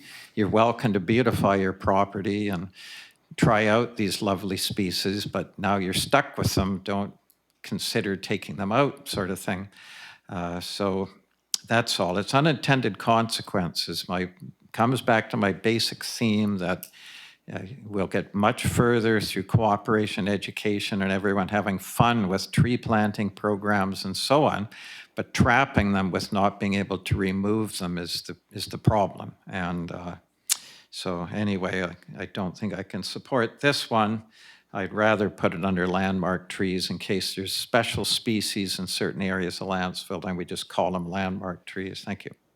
I was just gonna comment, I think we're trapped with any tree over 30 centimeters. Anything that's woody and grows upwards and has a diameter of 30 centimeters or greater, the property owner will be trapped with. So it doesn't matter what the species is. The only thing with the species, I'm guessing here, is the diameter. When it becomes maybe a more significant tree in relation to its species, it does vary. So, Councillor Lerner and then Councillor Jones. Yes, I hear what's being said, and it is a very good point. And this is worth considering. The schedule I'm looking at does have a variance in the diameter, and for me, what that tells me is it's actually providing a little more insight into what it means for each tree to be a mature tree, depending on the species. I'm not an arborist, but that's what I'm reading here, is that the 80 centimeters for a Douglas fir is different than 10 centimeters for a juniper. And so I think having those different diameters for protected species provides a little more insight for the property owners. If a juniper might be worth protecting at 10 centimeters, but might never reach that 30 centimeters before it's cut down, whereas a Douglas fir might be the complete opposite. So, I like I don't know if I would consider people trapped. They can still get the permit to cut it down, but I don't want to discourage tree planting at the same time. And so, I'm still at this point supporting the amendment. However, at some point, it may be worth voting on these separately and voting on landmark trees separately from species. But at this point, I can still support it as is. Thank you. Okay, Councillor Jones? Yes, my intention in this table was to show you what other communities were doing, and that's why the columns were there to say which species are listed in which communities, because it's different. Not everybody has diameters. It's just the overall over 30 or 20 centimeters, whatever. My goal here was to get this into the bylaw before it goes to public input, and then the public can look at this, and they may well look at it and go, well, gee, why in the world do we need this tree on there? There aren't even any of those in Lantzville, So the list needs to be appropriate to the community, and I think those are things that will come out of the public input, but we've got flexibility there. I think the point is to recognize that there are trees that we generally would like to consider and respect as protected species, and this is education on that topic for us all in the community. I can support just keeping them both in there and bringing it forward for public review, including the trembling aspen. No, you're not forcing me to have a trembling aspen. It'll drive me nuts. Councillor Mundell? Yes, I am very much in support of this. I was excited when I saw it in Nanaimo's bylaw that they do have specific species that they protect. And I think using the term trapped with a tree is maybe not the right language to be putting out there. I think these are jewels and they do deserve protection. So we do need to, I think, be mindful, yes, of the unintended consequences, but at the same time, I think when we are considering the protection of a tree canopy and the value that some of these species bring, I think it's definitely worth protecting them and making sure that these large trees aren't just cut down without much thought. Okay. All right, so Councillor Savage, go ahead. Yes, I'll compromise on this one and we'll put it to the public, so I'll support this and then we'll wait till we get to the actual species, see how realistic it is. Thank you. Okay, so I'm going to move to call in a question. So all those in favor and opposed, that's carried unanimously. So Councillor Jones, you got a recommendation, I believe, around steep slope? Or perhaps, or Well, yeah, perhaps not. I think you're kind of warning me off that. I'm not quite sure now why, but I'm interested in the discussion. So maybe rather than going to an amendment, you'd like to comment on steep slope. The only other thing I would like to add is wildlife trees. That obviously includes trees where, say, eagles have nests, which they don't really in Lantzville, but they do have perch trees in Lantzville, which are very significant and important. And I think we should acknowledge that. So I would make an amendment to add to wildlife trees, including significant perch trees, or including perch trees.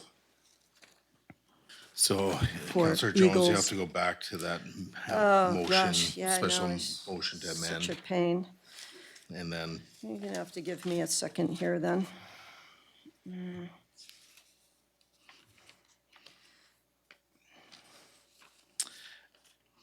so just, I do, maybe we could just ask staff, because it says in there wildlife tree means a tree that has evidence of nests or use by raptors. So would use include perching? Ah, that So would through s- to yeah. staff, because that, we may not That need would to solve the amend this. problem if it does. Thank you.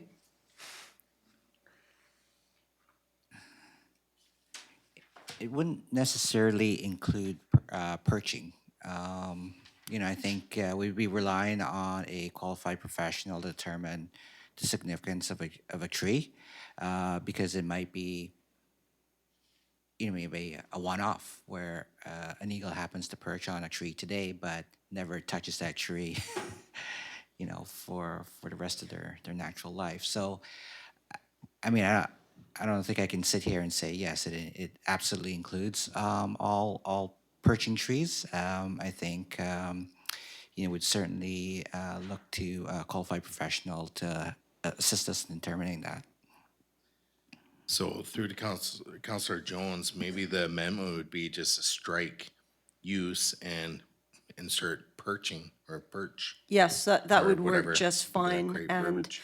I think that there can easily be consensus on eagle trees, whether or not they're used for purchase, for perching. When you live near one used for perching, you start to see the patterns of the eagles coming, what seasons they come, when they perch there, and you hear their sounds. So eagles one-offing, perching somewhere, and then taking off, that's not the general pattern of behavior that I would want want the word perching tree to address. A perching tree is a tree that an eagle uses, with some regularity for perching. I think that's the definition of perching, is what I'm trying to say. So, yes, as you just said, Mayor Swain, do you want me to read that out? Sure, or I can do it, or you can do it. You do it, please, that'd be great. Okay, that the District of Lantzville Tree Protection Bylaw number 332, 2022 be amended by striking, and this would be on page 5 of the agenda and list under wildlife tree, striking the words or just the word use, so that's before the words by raptors, and inserting perching, and that's it. So it's a one-word amendment. And anything further, Councillor Jones? Thank you, Mayor Swain. Okay, so, well, I guess I made the motion, so, sorry, you're gonna second it, or? Okay, seconded by Councillor Jones, almost forgot to have a seconder. So with respect to this one, I can totally support it. It's, even in my own backyard, I make observations from time to time, and I've got an owl and a hawk that like to go in some of my alder trees that border my property, or not mine, actually, our Strata owns them. And then across the street, and I believe it's on District of Lantzville property as well. There's a couple tall Douglas fir, and again, I do see eagles routinely perching. I don't know what they're doing up there, having chats or looking for something to hunt, but they are regularly perching those trees. So, and I'm sure there's evidence of eagle poop or something on branches below that would suggest that these are in fact perching trees, but I'm not a registered biologist, and I don't know how they make those determinations. What's a They're perching looking tree or for all not. the little birds and all those trees you planted. Yeah, exactly. All right. So, Councillor Jones, did you have anything further? No, thank you. Okay, and through the rest of council, so Councillor Mundell and then Councillor Savage. Just a question through to Councillor Jones and maybe Mayor Swain for seconding. In some circumstances, eagles tend to pick trees to perch on that are dead. And what happens in the circumstance where those dead trees are dangerous trees that the eagles are perching on. I just something to consider. Well, in that situation, the tree gets removed because it's dead under the bylaw. Fair And enough, the as long as trees we I was- have that clarity. Yeah, and the trees I was speaking to, they're very much alive, but again, if it's a hazardous, dangerous tree, then we have to mitigate the risk to personal harm, so I would assume the trees would go, and that would be made by, that determination obviously would be made by an arborist, even if the tree was, had no real bark left on it and with no branches and was gray. You'd still need an arborist to say that's a dead tree or a dangerous tree, so anyways. Okay, so I'll move to call in the question on amendment. Oh, sorry, Councillor Savage. Yeah, this is very important. Thank you for Councillor Jones for doing that. They're extremely important trees when they're regularly visited. I've got the most magical birch tree I view from my kitchen window, and it's not on my property, but it's a beauty. It's an old Douglas fir, huge old bonsai, and I can't tell you the magic I've seen in that tree over the years. The last one I saw was an osprey. Eagles, hawks, all manner of raptors up there. They just love sitting, the smaller birds too.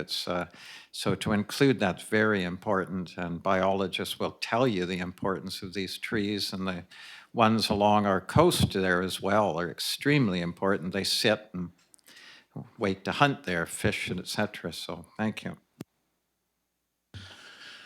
Okay, so I'll call the question. All those in favor and opposed, that's carried unanimously. All right, so additional amendments, Councillor Savage and then Councillor Jones. Yes, this one is to strike 8.4 replacement trees. Mayor Swain brought it up. I totally agree with him. We didn't ask for this when we asked for the tree bylaw, and I'll make the motion now. That District of Lantzville Tree Protection Bylaw number 332, 2022 be amended by striking section 8.3, striking section 8.4, replacement trees. Okay, I'll had my microphone on. I'll second that. Go ahead. Yeah, thank you. So with this, I just feel it's onerous and complicated, and my favorite tree bylaw will be one that's a page or two so people can understand it. My worry about this, it's so complicated, dictating the size of the tree you have to replace with, that'll be certainly a cost for people, and where you're going to put it. I mean, again, people didn't buy their properties to be tree farms. They bought them to enjoy and use them, and so many of them are treed because they love trees. They are such a plus. It makes your property so much bigger having a vertical going up 150 feet, 100 feet, whatever, on your property. Just gives you such a canopy or roof. It just makes your whole property feel bigger, and they're so enjoyable. The wildlife, they give you shade, etc. There's so many reasons people love them. I don't find it's necessary. It takes the pleasure out of them when you're forced to do something. It's the same with all of us. We often love doing things, but the second you force someone to do something, psychologically, it takes the joy out of it. And we never asked for this as part of the tree bylaw. And I find one of the most complex parts of it is the replacement trees. It's a whole section there. And I would far rather it be they're encouraged. So when they come in to get a permit, that they're offered a free tree to replace it. Just say, if you're interested, we're offering a free firs, have a program like that, offering to anyone that wants them for taking one down. I much prefer that than always give the choice. So that's the reason for it. Thank you. Okay, I know what Director Coates is probably going to say, but I know there's probably other references. That's right. to- So if you could do the same thing we Sure. did with section 12 fees when it was removed, and just add the words "and related" by, by striking 8.4 replacement trees and related references in the bylaw. Okay, so just through So it's a council by definition unanimous, for sure. by unanimous consent, just to instruct staff to go through the document and remove all references to replacement trees. Yes, that's... Any objections? Okay. There we go. That's taken care of. And then as a seconder, yeah, obviously I spoke not, favorably towards this part of the tree bylaw, and and I heard Councillor Lerner speak to D on this, and and again, I'm not personally interested in chasing after people and with respect to when they break bylaws and so on, but I think the penalty, if there was a violation of the tree bylaw, would be significant enough on its own. But to keep going after and get an additional 4 trees and so on, it doesn't sit well with me. And just in terms of replacement, like I spoke to it earlier, if my wife was, well, if this even applied to us and doesn't to my personal property, but if it does, or if it actually did, she'd probably want to have a bylaw that forbid me to plant any more trees. But for me, it's all about behavior, and if we can encourage residents to, embrace this this tree canopy we have throughout Lantzville, and the concept of preserving it.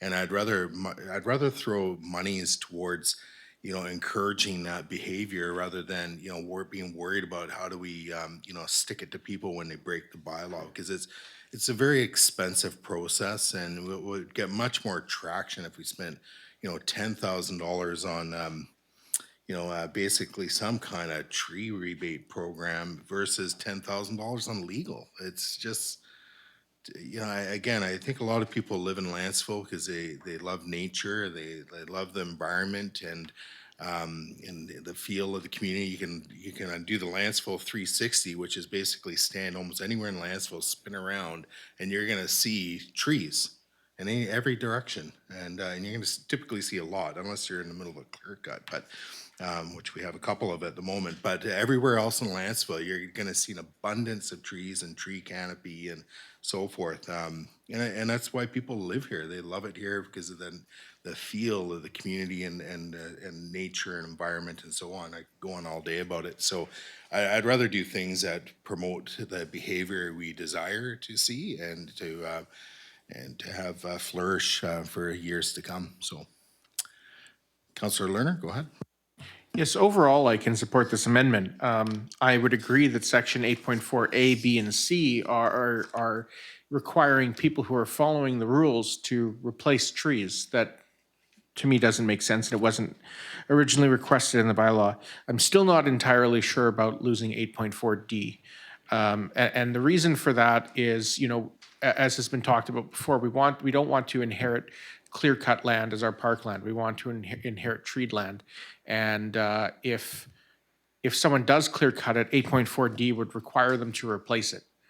And so that's the only part of this amendment I'm still thinking about. But I'll hear what's said around the table. Thank you. Okay, additional speakers. So Councillor Mundell. I'm in agreement with Councillor Lerner. I will not support this unless item D remains in there. Otherwise, I love the idea of people coming in, maybe at the permit stage, and getting offered a coupon or rebate or something that allows them to go to some tree farm and pick up a replacement tree if they so desire, as Councillor Savage had suggested. But I do agree that 8D should stay. Okay, additional speakers. Councillor Jones. Can we amend the motion to include D in there? No, we only go one amendment, so. And we've got that one Yeah, already? we're on that We one do? amendment, Okay. yeah, so.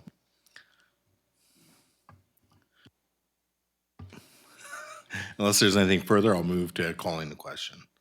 All right, so all those in favor? Oh, sorry, I was just going to mention something. If All right. what we Go can do, they may not be aware of it, is we defeat this, and then you make the motion to remove all of replacement trees except for D. So just so you know, that's an option if that's your pleasure. So, yeah. Okay, sorry, Mayor Swain. Yep. No problem. So I'll move to calling the question. All those in favor? And opposed, noting that Councillor Lerner, Councillor Jones, Councillor Mundell, and Councillor Savage opposed.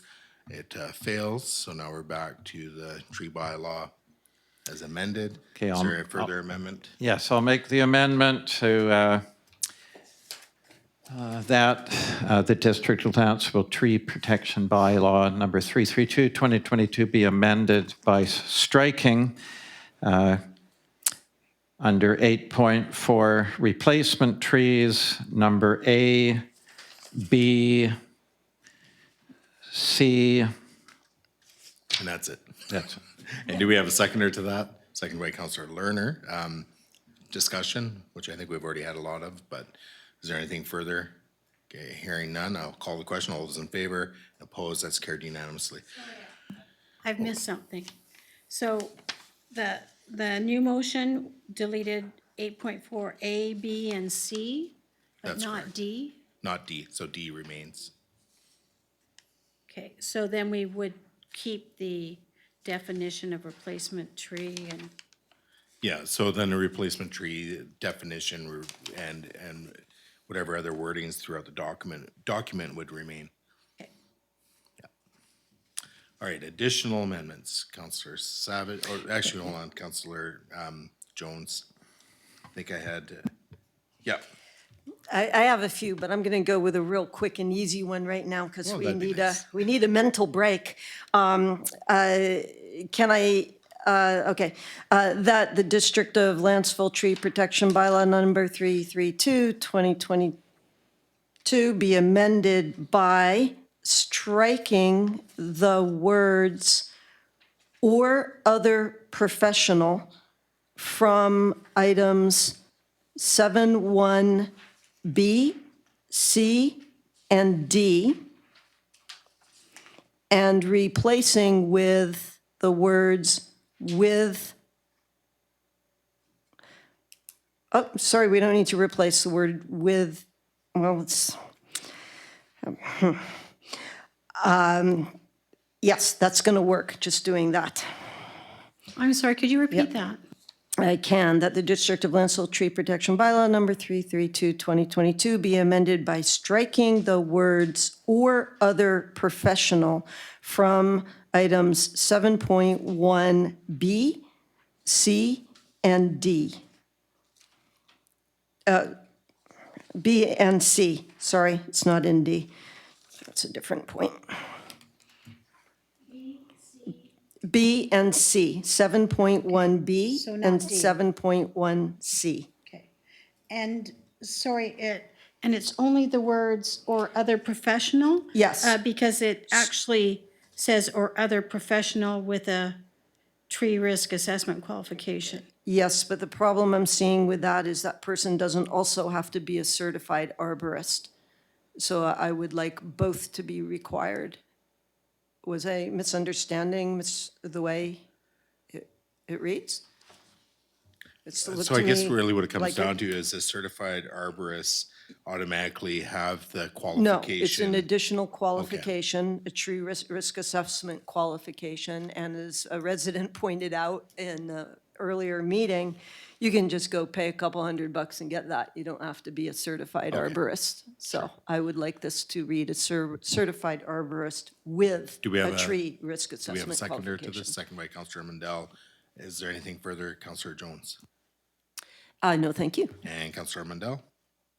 I also did research on that because I was curious what this tree assessment qualification included and agreed that you could take a weekend course and get this qualification. So I am in 100% agreement that it should be a certified arborist who makes this call. Thank you. Okay, further debate on this? Okay, I'll speak to it next. As far as I'm concerned, I won't be supporting this amendment. I think if someone has acquired the tree risk, certification or qualification, then they should be able to do the work. I'm sure within the scope of an arborist, it's lots of other things an arborist can do. But when we're specifically looking at tree risk, so is it a dangerous tree? And I think also by bringing in if someone has to hire an arborist, that may also incur further costs. So if you have you, as a landowner, identified what you think is a dangerous tree, and you're like, okay, I need a faller that specializes in dangerous tree removal. Now you have an additional cost of bringing an arborist, even though that faller is specialized in dangerous tree removal, that's a qualification. We're imposing additional costs on, or potentially imposing additional costs on residents. I simply can't support that. So unless council convinces me otherwise. Councillor Savage. Yes, through chair to staff, this is very germane to this motion. Is there anything in this whole section where we have arborists and all this money spent to justify just to take out a tree? Is there any process in here where there could be a system if someone comes in, hey, I want to take out 20 trees to do a garden? Is there any process where they can appeal to council or just be allowed to if they're property owners?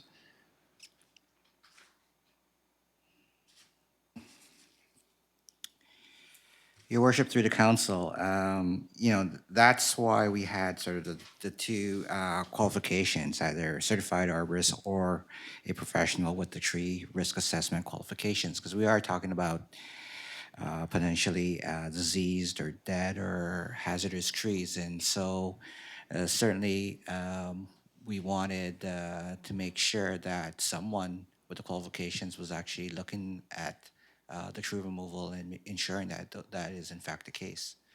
Or that could be the one tree per year you're allowed to cut, you just take it down. If Right. you pick that one.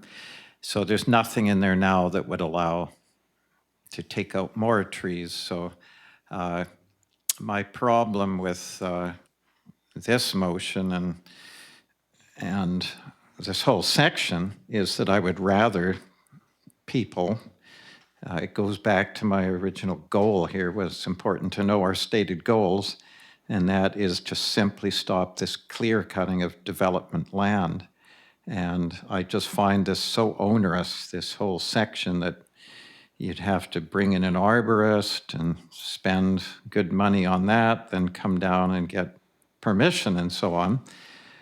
Whereas I want some system where you can just take out a number of trees if that's what you want. And I don't see any system in here where if you want to take out 20 trees, create a garden, that you can do it. But all I'm seeing, and this is one of those sections, just like the one on tree replacement, and it's very germane to this motion because this is again further complicating it, further restricting it to taking out even just one tree. And these properties, some of them have multiple trees, many, many trees. I can see the point of this, I really can. I just find this whole section is odd to me, so I'll leave it at that. But I guess we'll see who supports this or not. But I certainly see your point, Councillor Jones, that if it's a dangerous tree, that's your excuse, then don't say it as if it's not really. That's what we're driving at, right? Yeah. So, all right then. Thank you. All right, Councillor Lerner, go ahead. Yes, I'm still unsure about this, this motion of amendment, because I don't, well, first of all, I want to reassure Councillor Savage and others that the way I read the bylaw is that there is a mechanism where someone could take down trees to build a garden. They would just have to get the free permit, and then they can, and we've removed the fees. So if someone wanted to remove trees to build a garden, they could get a permit and do so. The exemptions specifically deal with where you don't need a permit, and the concern I have is with regard to the dangerous trees, and I can see both sides of this. The idea that someone could go out, take a weekend course, and then claim any tree they wanted to get rid of is dangerous. On the other hand, from my personal experience, I've had to remove dangerous trees. I've also had to, this includes in the definitions topping dangerous trees and stuff like that to prevent further problems. And when you call a tree trimming or cutting company, they send someone out there who's able to certify whether it's dangerous or not. Some will have arborists on staff, but they'll charge a lot more to bring out the arborist, and you'll wait a lot longer than their staff who have received this qualification. So at this point, I'm unsure whether or not I can support this, not because I don't want to close loopholes, but because I'm concerned about making it too difficult and too long to remove a dangerous tree. Thank you. I'm just going to speak a little bit further to it. It does say other professional, and typically, when you're dealing with professionals, they're going to carry liability insurance. They're going to have some kind of certification. They're going to be WorkSafe BC, insured, and all these things. And again, we're just looking at a dangerous tree or removal of one that's been determined to be diseased or dead. I've got one in my yard right now, and I'm not an arborist and I'm not a faller, but I know it's toast and it's got to come down. And so now I'd be forced into a situation. Thank God I'm on a half-acre lot, but if I was on a greater than an acre lot, then I'm forced now to hire an arborist, additional expense, when it is so obvious that it needs to come down. But I'm now going to have an additional cost to do that. I can't support that. Again, the person's already got a professional coming in to do the tree removal. And I've met some arborists, and not all are physically capable of going and falling trees. I can tell you firsthand. I know a few of them, and it's based on their physical abilities and so on, they just can't do it. But they're certified arborists. They can look at the tree and go, "Oh yeah, that's disease. Well done, and here's your bill," even though it was so obvious. So a person's bringing in a professional. You got to trust that the professional work is going to be conducted and no laws are being broken, and they're acting in good faith. So for those reasons, I won't be supporting the amendment. So Councillor Jones, go ahead. Yes, I think this brings us back to the question of what are our goals in the tree bylaw? Because when I hear Councillor Savage speak to, this whole section of exemptions, I'm like, oh God, yes, please, let's just do away with it, with all of this, and make it much simpler. And then the way that we still need a way to protect our tree canopy, and I think that gets back to the idea of having a tree bylaw that applies to all properties, and that there's a target tree density, and then problems are simplified and solved, and we're right where the intent that Councillor Savage keeps speaking to of, residents here are reasonable, and you spoke to it yourself, Mayor Swain, people here love their trees. So I am really inclined to think this direction of this bylaw is misguided. I know it was written this way because it was modification of the emergency one we did, but I guess maybe we need to have a discussion about, can we, do we want to consider a different direction for protection of our trees? And we could get rid of so much of this over-regulation stuff and expense. And again, just speaking to it, I understand what's being said. However, we're specifically looking at a very targeted amendment to a couple, I guess, clauses under the exemption category. So just with these two specific, or this one amendment and two, dealing with two different clauses, I just can't support that on its own. In terms of the entire tree bylaw, that's a whole different debate. But as we're going through and amending it, I just can't support these specific amendments. Unless there's anything further, I will call the question on the amendment. Okay, all those in favor and opposed? Okay, hold on. Those opposed, I'm getting tired. So Mayor Swain, Councillor Savage, and Councillor Lerner opposed. It fails. So now we're back to the bylaw as amended. Is there any further amendments? So back to Councillor Savage, go ahead. Yes, that's getting to the heart of the matter here. As they've stated, that's why it was so important that it was Councillor Jones' idea that we all state at this meeting what the purpose is, and I thought it was a great round we had at the start, stating what our purpose was, and my purpose is solely to stop this stuff of environmentally, you know, just removing every tree on the property right down to the dirt for the purpose of development. That's all I'm trying to prevent here. And the reason for that is because of the tradition and the decades of responsibility and nature, loving of nature and the environment of people that live here. And until it gets to that point where it gets so bad, suddenly there's this huge disrespect introduced to the community, then I really would prefer to leave it up to residents to continue with their responsible ways. All I'm trying to stop is this, for the purpose of development, the hit and run type of stuff that's just starting to happen.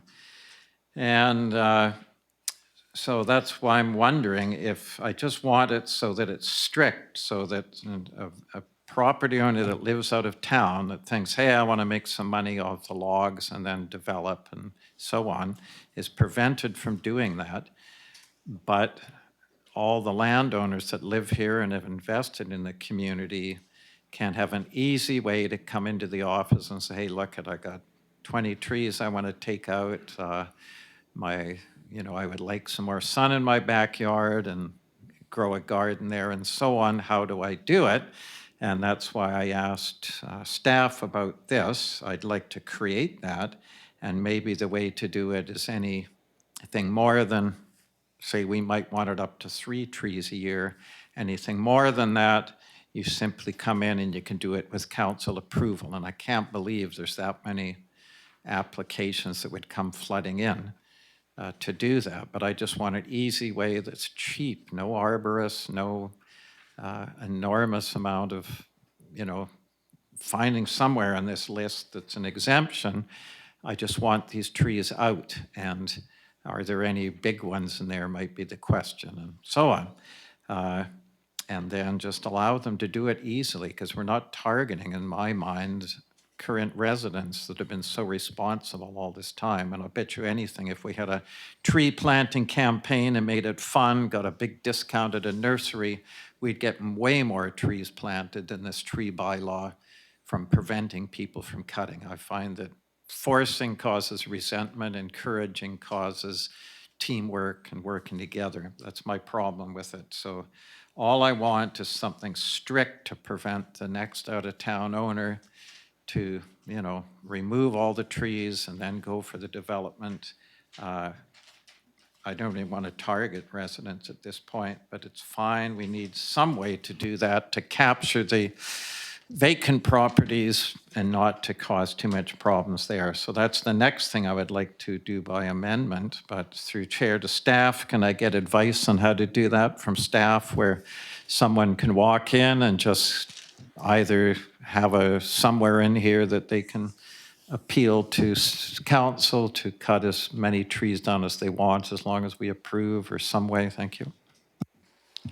Your worship, through the council, if you look at item M, under 7.1M, Sorry, what's that number? 7.1M, under exemptions, it does allow for up to a maximum of 1 protected tree per year.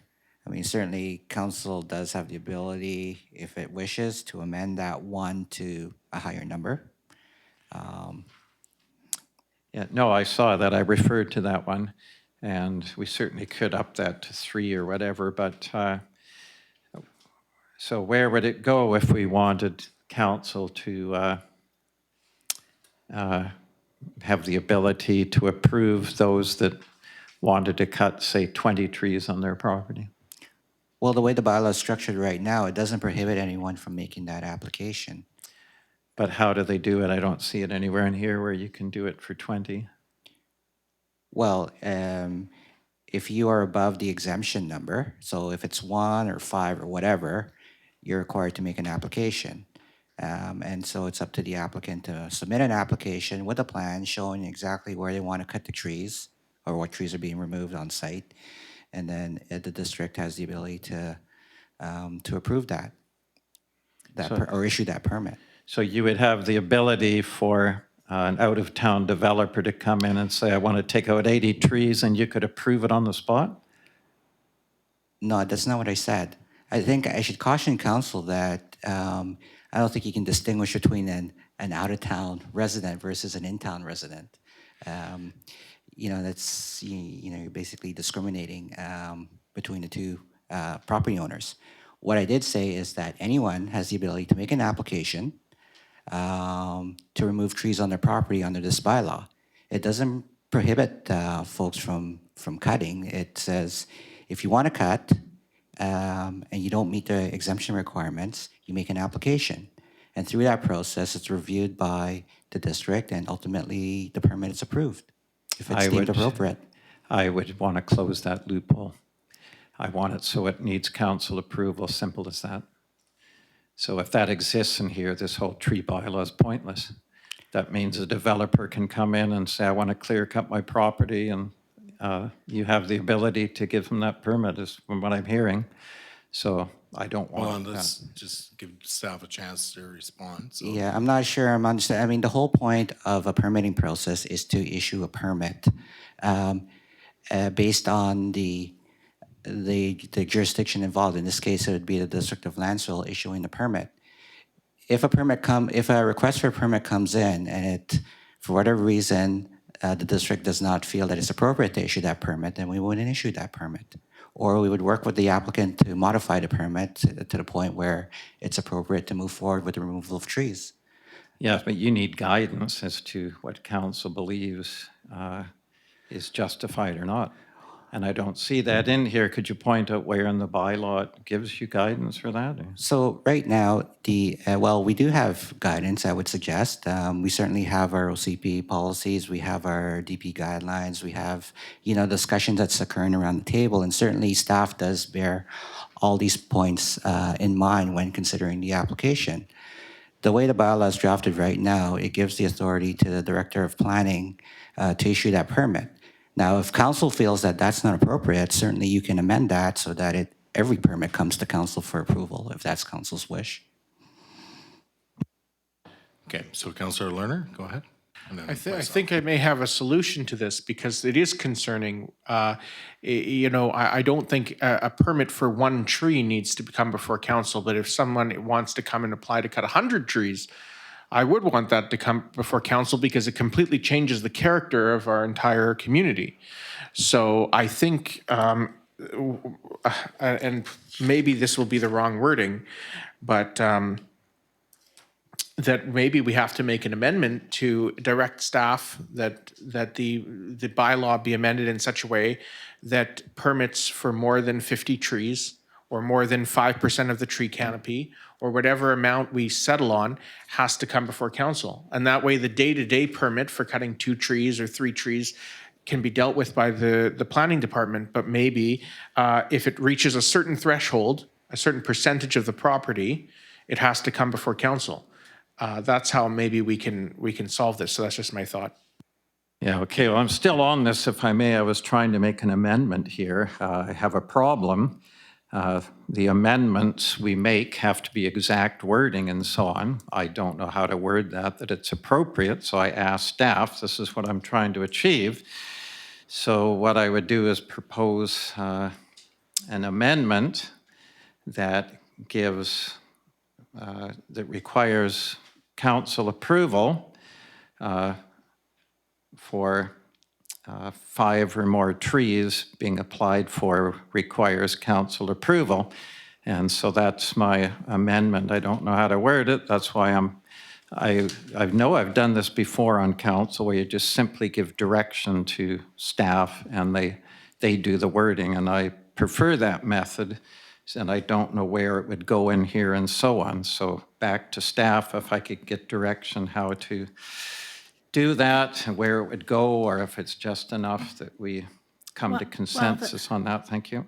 While the Director of Planning is checking through the bylaw, I was just going to mention that, there's substantial edits that are already being proposed, and this one is not word specific. So it's likely staff will need to prepare something and bring it back to the next council meeting before you can get into going to the public with it. Okay, Director Limshu. Yeah, I think for the purposes of this amendment that's being suggested by Councillor Savage, for staff's purpose, all we need to know is what's the threshold. Is it 5 trees or 10 trees? And then we can wordsmith a new section within the bylaw to accommodate that. I'll leave it up to council to. Thank you. Yeah, it's interesting. I was planning to speak next, but go ahead, Councillor Jones. Thank you very much. Could I ask the other councilors to please follow along with me on this page, if you don't mind, because I think there is a solution here. What this does with the target tree density is for for different size properties, there's a different number of trees that is targeted to be retained on that property in order to meet a tree density target for the district of, in this case, Courtenay. So, and it would adjust all sizes of properties. So, for example, if you go to Courtenay and you click on the interactive map, that it basically tells you here to determine how many trees are required on your property to meet the tree density target, just go to the interactive map and click on your property. So you go here, click on a property for this address, which is 893 square meters large. The tree density target is 4 trees. So this would simply be that if this property owner wants to take down all the trees, leaving just 4, then that's totally permitted. And the trees can be fairly small as well.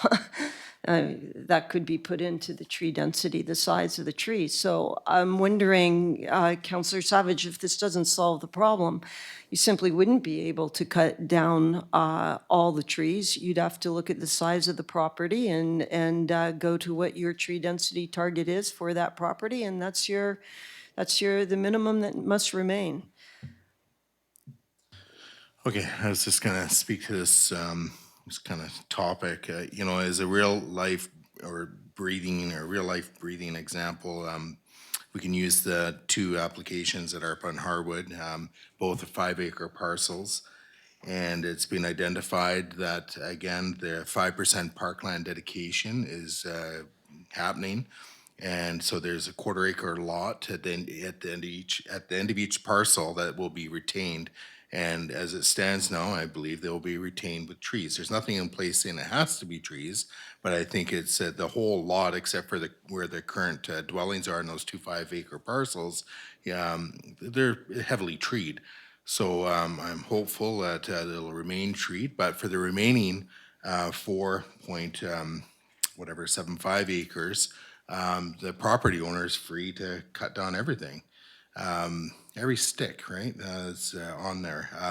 So it's really, you know, what do we want to do to try and encourage land developers to do?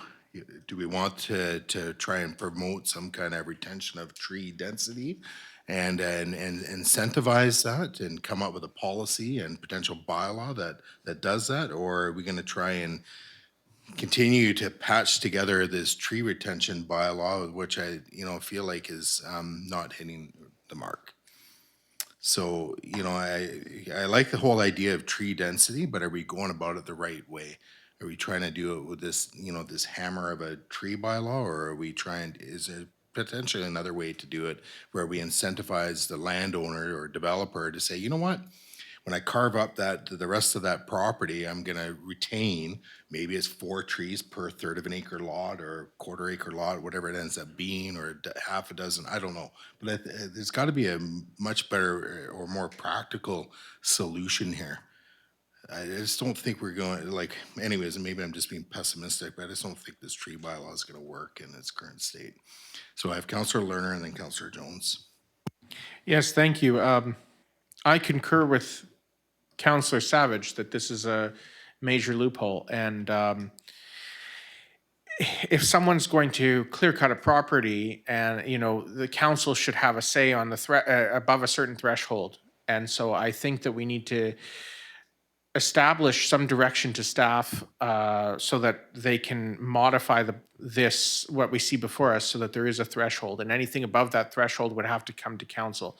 That way, if someone wants to clear cut a property that they intend to subdivide or develop in the future, it would come to council, so we would have that opportunity to retain those trees and say, okay, well, yes, you can, but you have to leave this area. So I think that setting a threshold is important. I don't know what that would be.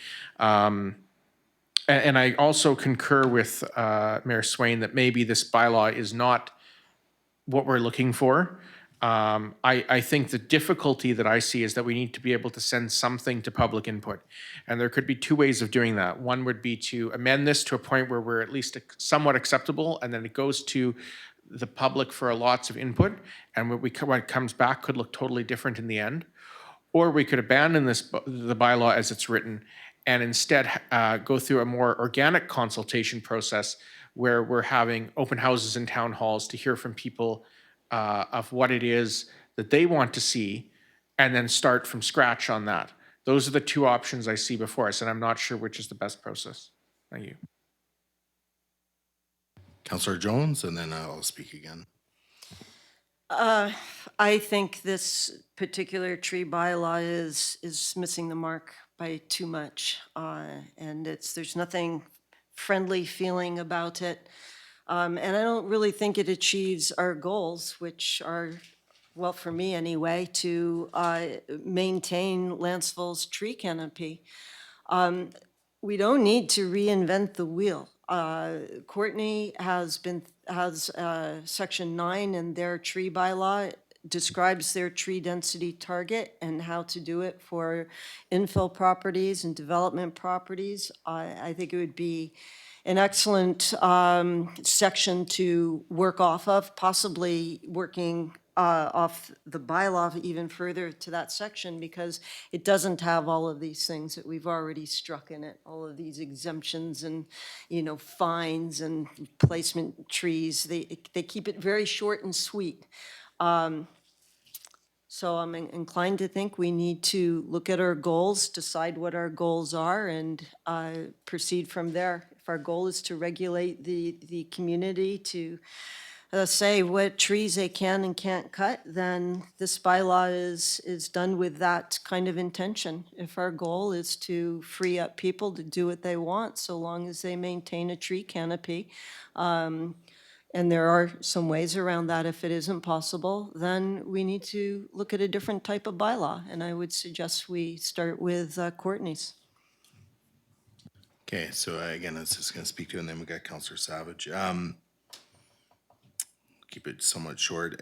Again, I think, going back to the original intent of what we're trying to achieve here, and I think part of that is also trying to strike some kind of partnership or collaboration with the landowner to say, you know what, you got a large chunk of land. It looks like you want to do some tree harvesting, make some money. Okay, that's fine. Is there some way of looking into the future and trying to figure out what part of that property, which will likely be subdivided in the future, would be of high value land or treed land to the community? That's really what this is about.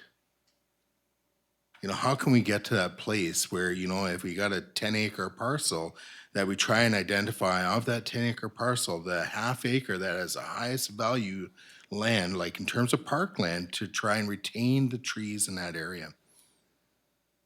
So, I've talked to Director Limshu, and, there's one recent example, and that's, having a tree canopy provision registered on title of a property, and that's one mechanism that, can be used. So if the goal of council is to try and retain, tree canopy as a condition of subdivision, then, that's one way of going about it. And maybe Director Limshu, you could maybe speak more succinctly to it, because I'm not a planner, so. Yeah. Yeah, I think the way the bylaw is drafted right now, the goal is to, I think, meet the intent that you've articulated, Mayor Swain.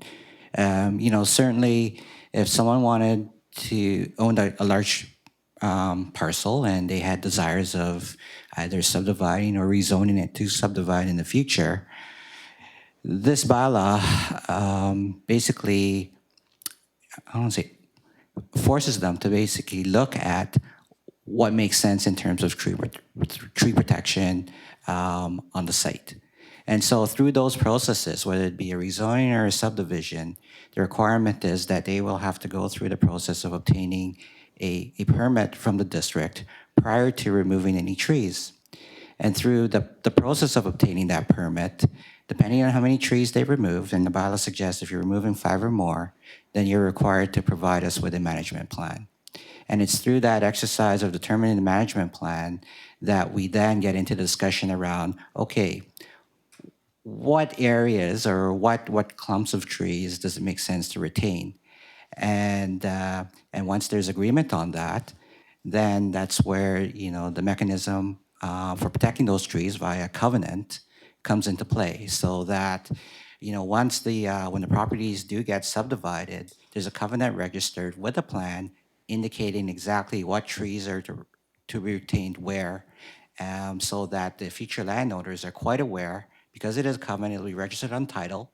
The future property owners are quite aware of what areas are protected, and they can plan the development of that individual parcel accordingly. Thank you for that. And just in closing on that, I do venture into Nanaimo quite often, and if you're up on Northfield Drive coming off the inline highway going towards Bowen, you'll notice to the left there's a new subdivision going in there, and they're around some of the larger trees they're protecting, and I'm assuming that's probably is in relation to their tree protection bylaw and so on. Again, I think all this council is hoping for is that when there is development happening, can we not retain some trees? Why do we, this community is based on environmental beauty and so on.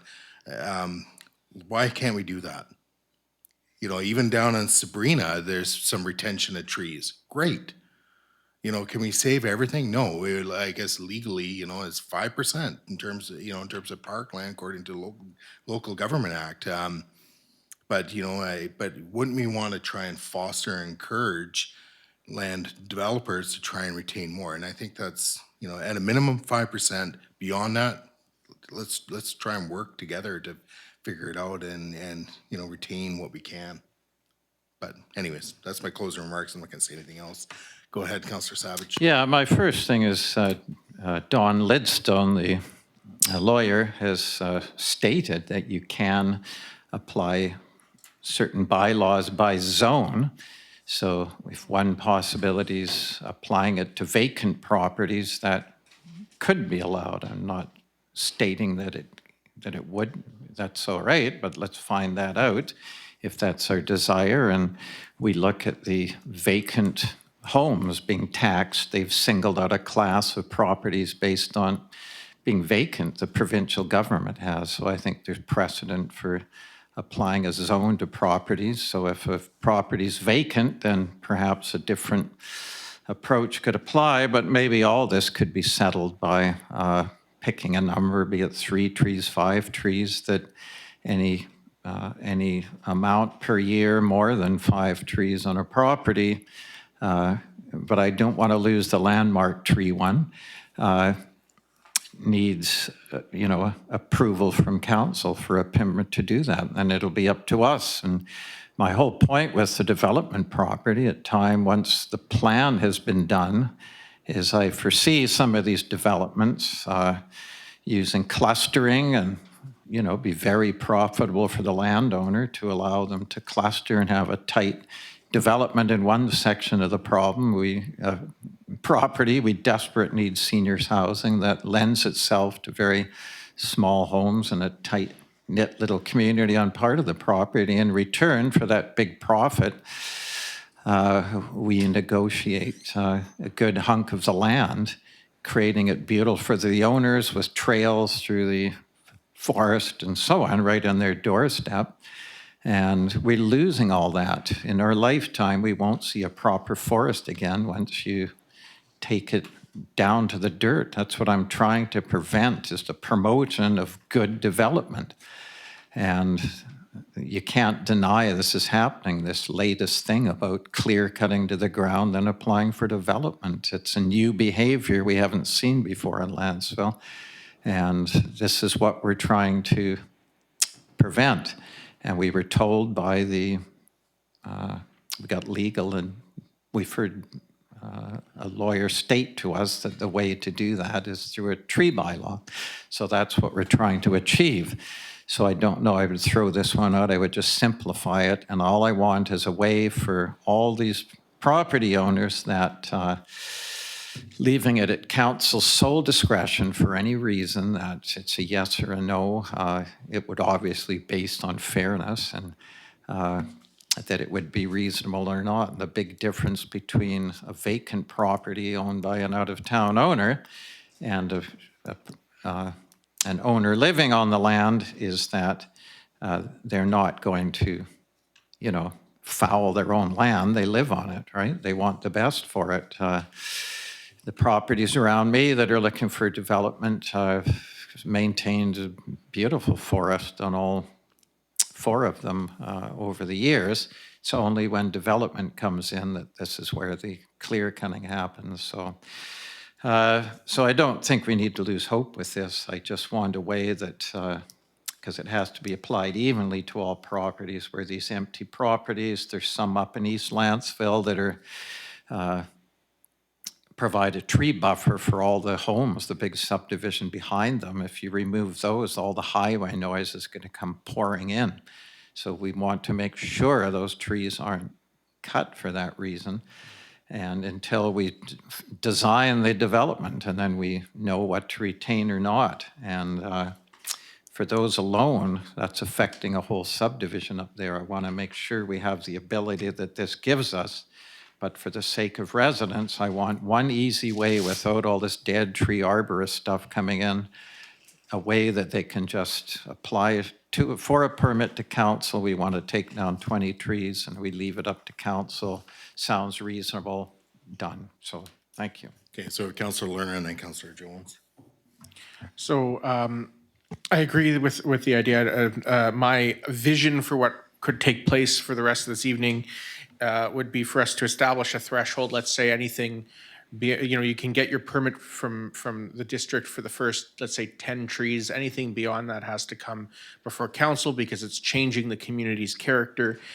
And then at that point, my hope is that we can then direct staff to schedule these public engagements so that we can get lots of feedback and come up with something that the community can really get behind. So I could be wording this wrong, but I'd like to make the motion. What I'll do is I'll make a motion and we can have discussion on the motion and see how it goes.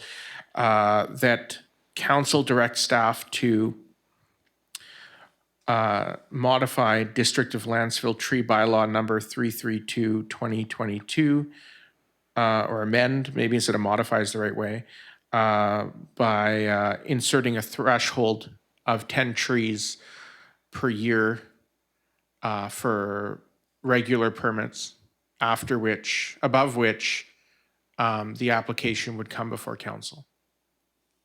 Okay, you're gonna have to repeat that. Sure. Hold on though, let's just wait for Director Coates to catch up and then she'll tell you where. Okay.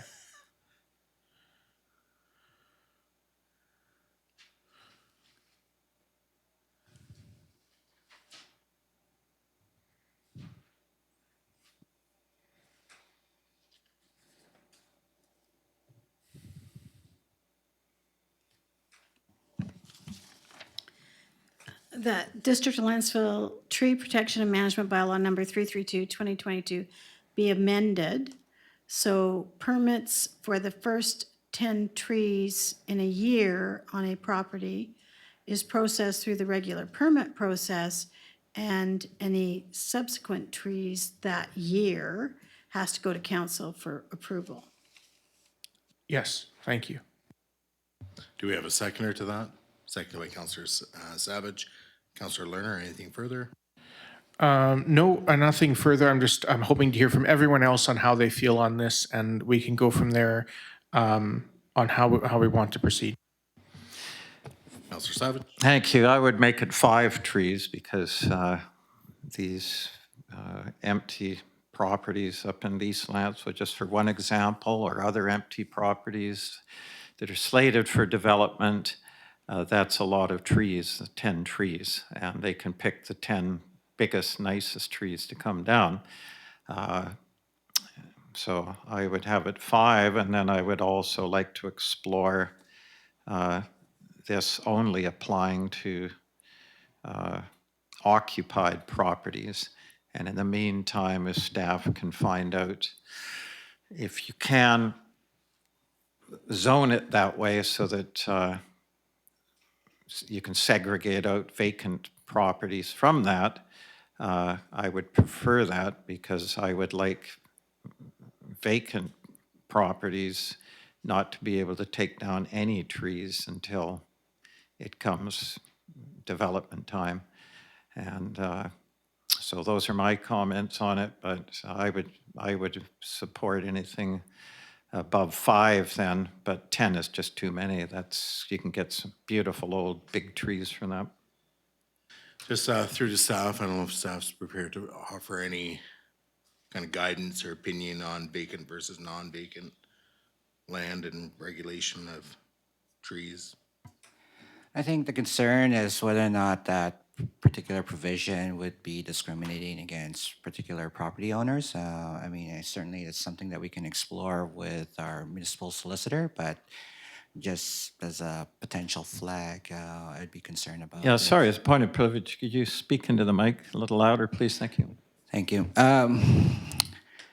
Your worship, through the council, my concern with respect to the motion, it potentially could be considered discriminating against certain property owners just because they haven't developed their property at this point in time.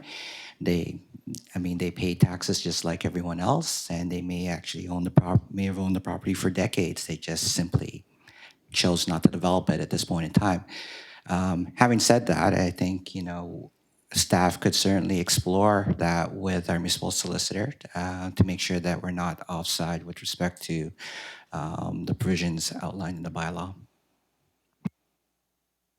Okay, is there anything further, Counselor Savage? And then I going with first-time speakers. Yes, just I'd like a legal opinion on that. Does staff need I know we're in a motion now, but I'm just asking the question not to make it now, but does that have to be by motion through chair to staff, or can it just be general consensus? What direction you need to get that legal opinion? We'd suggest getting a motion from council. Okay, thank you. All right, I'll speak to this next, and then we got Counselor Jones, and then whoever else wants to go at it again. Yeah, I generally support this motion. I think it's a step in the right direction. In terms of the numbers and so on, I don't know if they're the right numbers or the right way of doing it. I somewhat like, the concept of so many trees per acre up to a maximum, and that might be a fair, equitable way of doing it as well. So if people want to harvest X amount of trees per year, I generally don't have a problem with it. It is their land after all. And again, trying to keep in the spirit of why this is coming forward. In terms of even if it was 15 trees, I don't know if it's even worthwhile, a property owner harvesting that timber, and going through the process. It is probably like, unless you're doing a lot of falling and tree removal and selling and the permitting and everything else that goes behind it. I just don't know if, even if it's 15 or 20 trees a year, it's really worth the property owner's time and effort to go through that. So there's a lot of expense in logging. So anyways, I'd be interested in exploring it further, at this point, it's about getting this out of the gates so we can get it to the community. So I'll support the motion as is, or the amendment motion. So we have Councillor Jones, and then first-time speakers, and then we'll go to Councillor Lerner again. Well, the motion's supportable because it is a step, but I don't think it's a step in the right direction. It seems to me that the tree density target is just so speaking to wanting to maintain a tree canopy, and it's so simple. You just put into the formula, we decide on the density that we're after, say it's 50 trees per hectare, then you just take a look at the size of the land, figure it out for the formula. You live on a 1/4 acre lot, you're looking at a target of 4 trees on your lot. You're developing the land, you look at the land to be developed, 5 acres, 10 acres, whatever, plug it into the formula. That's what you need to do. So I think the tree density target more specifically speaks to the goals I personally have, which are to retain a tree canopy in Lantzville. And it frees people up to do whatever they want on their land, so long as they keep the minimum required under the tree density. So I don't know how we want to handle that. Mayor Swain has spoken to that as possibly being, a better solution. Where do we go from here? Can we keep it open as something that we ask residents to examine, so that they don't think they're limited to this 10 trees a year or whatever, 5 trees a year or whatever, then the next year you can apply for another 5, and the next year, eventually you can clear cut the land, right? So I'm not sure that it's tight enough, that motion as it is. And I would like residents to have the education that there are other ways to approach this, because I'd like to hear from them how what would work for residents on this. Okay, first time speakers, go ahead, Councillor Mandel. I'm going to support this, but I do like the caveat of maybe throwing in there that up to a maximum of percentage of tree canopy. Maybe that there's a way to write that in to this motion. Also, I believe that I think this is again something we can take before and put before the public. And that at this point, I think I would like public input on this. So I will support it, but I do want to hear more from the public. I hear Councillor Jones' point that yes, eventually, even if you have 10 remaining trees in 2 years, they're gone. So we maybe should have some regulation regarding the tree canopy in this motion, at least at some point. Excuse me, thanks. Okay, Councillor Lerner. Thank you. Yes, I hear what everyone's saying, and it's excellent what people are saying, and I agree completely with Councillor Jones about the retention of a tree canopy and setting a target, and the idea that someone can plug in a formula based on the size of their property and get a retention value, I think would be simplify things quite a bit. At this point, I would support the motion as is, because this would be to get it to the next stage. It would go for public feedback, and then from there we could settle on a number. Maybe a lot of people would say 10 trees is too many. It should be 5, and some might say no. It should be a percentage of the property or a target of the tree canopy. So I think this is a step in the right direction. But then this is on the understanding that when we send it for public feedback, that people would be able to weigh in on whether they think this target, this threshold after which it would come to council for approval, is the right threshold, or if it should be calculated differently. And so I think we need some threshold in there now before we send it to the public and give it second reading. And so I support my motion, but I completely agree that we should be getting a lot of public feedback, and maybe we need to rethink the formula based on that feedback.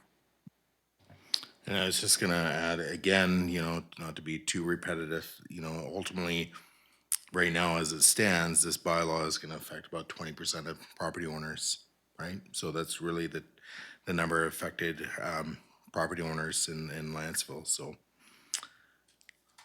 Councillor Savage? Yes, and with this, I just want to clarify, so the 10 trees is simply, that's when it comes to council. Previous to that, that doesn't mean they get 10 trees, it's just decided by planning solely. And I would caution you that the two properties, it's one application, but they're two separate properties up on East Lantzville. It's treed. It's a lovely treed property. And that's the buffer for, so if they're allowed 10 trees per year, they could be the biggest, nicest trees on that property and really start opening it up to the highway and the other properties up there that can be quite small. One's 2 acres. That means 10 trees per year. That really adds up over time on a small property, and that can be the nicest, biggest trees on the property, because when you don't live on it, you tend to save the nicest trees when you live on the property. When you're just investing in the property for development, you'll take out the most valuable trees. So that's my concern with it. But just to get it rolling with a number, that's fine. We can do it that way and not be held up. This is all subject to ultimate changes. So I like this. So this now, anyway, we'll talk about this after your motion. Thank you. Okay. So I'm going to move to calling the question, and unless there's something like really new and is going to maybe turn this into a no vote. Okay, go ahead, Yeah, Councillor no, I Jones. would like to point out that this is not preventing all the trees from being taken down anywhere. Director Limshu referred to there would be a management plan. Sure, there'd be a management plan. That's great. But the management plan might be, yeah, let's just take down, all the trees before we develop. If we don't have a tree density, minimum required, then this is just a stopgap measure that doesn't achieve an end goal, because the years go by and the trees can just come down. Maybe you can't take 10 a year, so you take 9. Take 9 the next year. So I can't support it unless it is amended to have a tree density target in it, where a minimum number of trees needs to be maintained on a property. Okay. I'm going to move to call in the question. So I don't know if anybody needs it read back or no. Okay. So all those in favor and opposed, noting that Councillor Jones and Councillor Mandel are opposed, that carries. So now back to that main motion as amended. So Councillor Lerner. Sorry, so just a point of clarification, that we have now passed that motion that the staff would set a threshold of 10 trees, okay. Then I'd like to make another motion that District of Lantzville Tree Protection Bylaw number 332, 2022 be amended by inserting a tree canopy retention target. And that is something that then could go to public feedback, but we would have it So for the yeah, but District of that's Lantzville. not part of the amendment. So just the amendment, and then we can speak to it. Okay, so the District of Lantzville Tree Protection Bylaw number 332, 2022 be amended by inserting a tree canopy retention target for the District of Lantzville. Okay. And do we have a seconder for that? Seconded by Councillor Jones for discussion. Yes, I think that basically what that target will be, staff will be able to come back with a recommendation, then it will go to the public for feedback. But I agree with what's been said here, that setting that retention gives a guideline, so that when someone applies for a permit, let's say there are 10 trees per year, they still need a permit.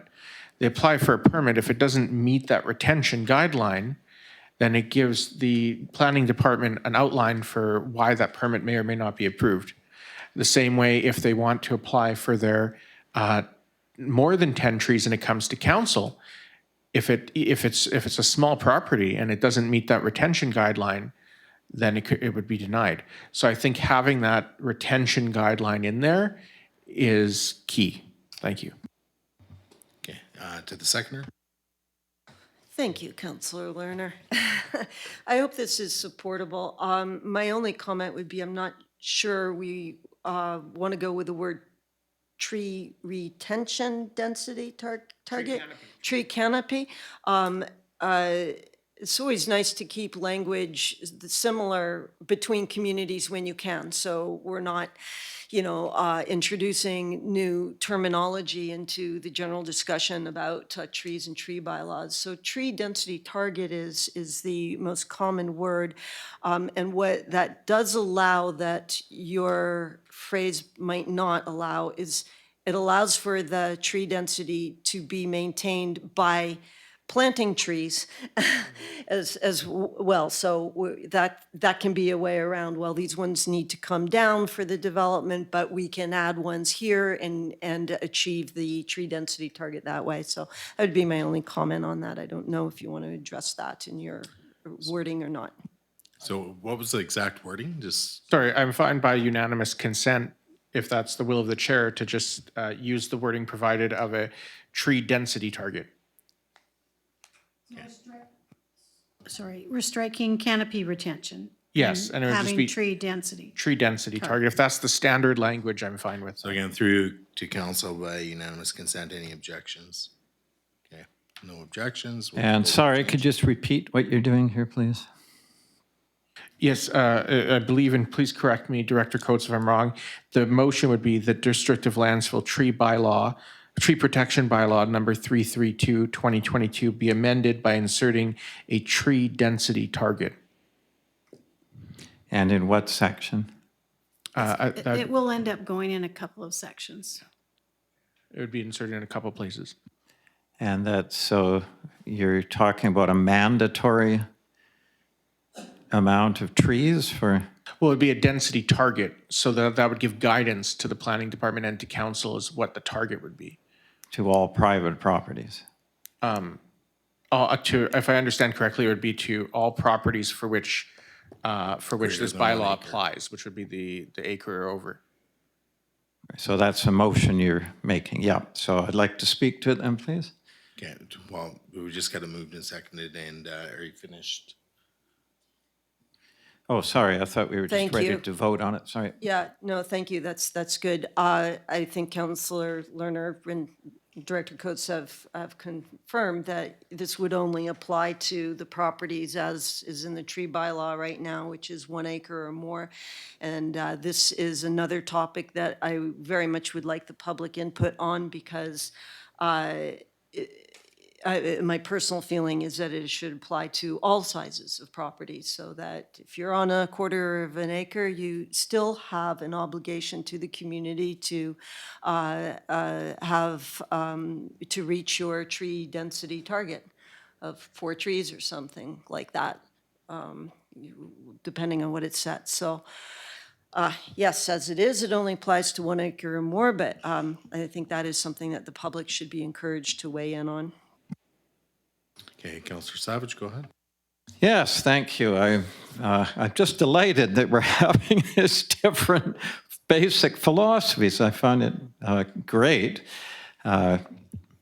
because variety of opinion is what hammers out to make something great. And again, my basic philosophy, I'd like to have a competition to see who loves trees more, myself or Councillor Jones.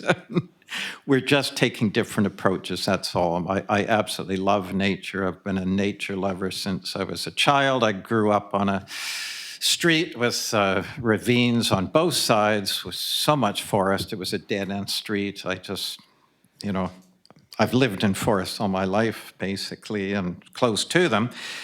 And it's just a different approach. My philosophy is that we've got such a beautiful treed community, and I'd like you to really have a close look and see how much green you can see on this map. Aside from the Foothills Park, there's next to nothing. The public green space in Lantzville is tiny. The reason it's so green is the choice of property owners. And my philosophy is to do it through encouragement and having it a fun thing and becoming a real culture of our community, tree planting programs and so on. Something else I haven't brought up is that we had an expert on fire prevention. We had a wildfire study done through a grant, and we did learn about fire breaks and so on, and deciduous trees are a great fire break. So maybe we want to encourage more deciduous trees in areas like me, that I'm in a fire interface area, meaning I'm on the edge of forested land and residential land. So I would just far rather do it that way. We've been so successful with people making their individual choices that it's just my observation, and I've talked to many people from different areas where tree bylaws drive them absolutely nuts because they're on smaller properties, and they just feel they're so, you know, it's just, it really bothers them that they can't, you know, have a little more control over their own property. And my philosophy is, why fix something that's working? And I feel that if we had a competition doing it through a tree bylaw and doing it through an encouragement fund program, that the encouragement fund program, where they knew they had the freedom to take them out if, you know, or individual trees out if they didn't like the way they were put, they would be so free to try it out, all the trees on their property. But I just don't want to get into a situation to force people that are already got tons of trees on their property, mandating to have them. When they look at the trees, they don't feel as happy anymore, that that's my choice. I'm really proud of myself. When you're told you have to have them, it's a different aspect. You start resenting them. And that's what I want to avoid. All this came up because of this irresponsible tree cutting. 100% of it so far has been for this, as I referred to before, the shtick of clear cut, then do your development however you want, because there's no trees to worry about. And my main reason for doing this is to get better development with incorporating beautiful forests into it, or trees into it. And I just don't see a need to mandate it with residents who are already doing it voluntarily, is my point. So that's why I don't like this idea of mandating a certain percentage, because you're buying properties, they're not tree farms. And we've already got a free, tree planter right here that loves putting trees in. If you tell him he has to, he'll probably cut them down just out of spite. Where people don't like to be told when they're responsible. There's two psychology things here, that you're more sophisticated in your thinking than they are. So they have to be told what to do by us on council. That's the psychology behind it. And as I say, if you ask them, we committed to doing what residents, follow the will of residents.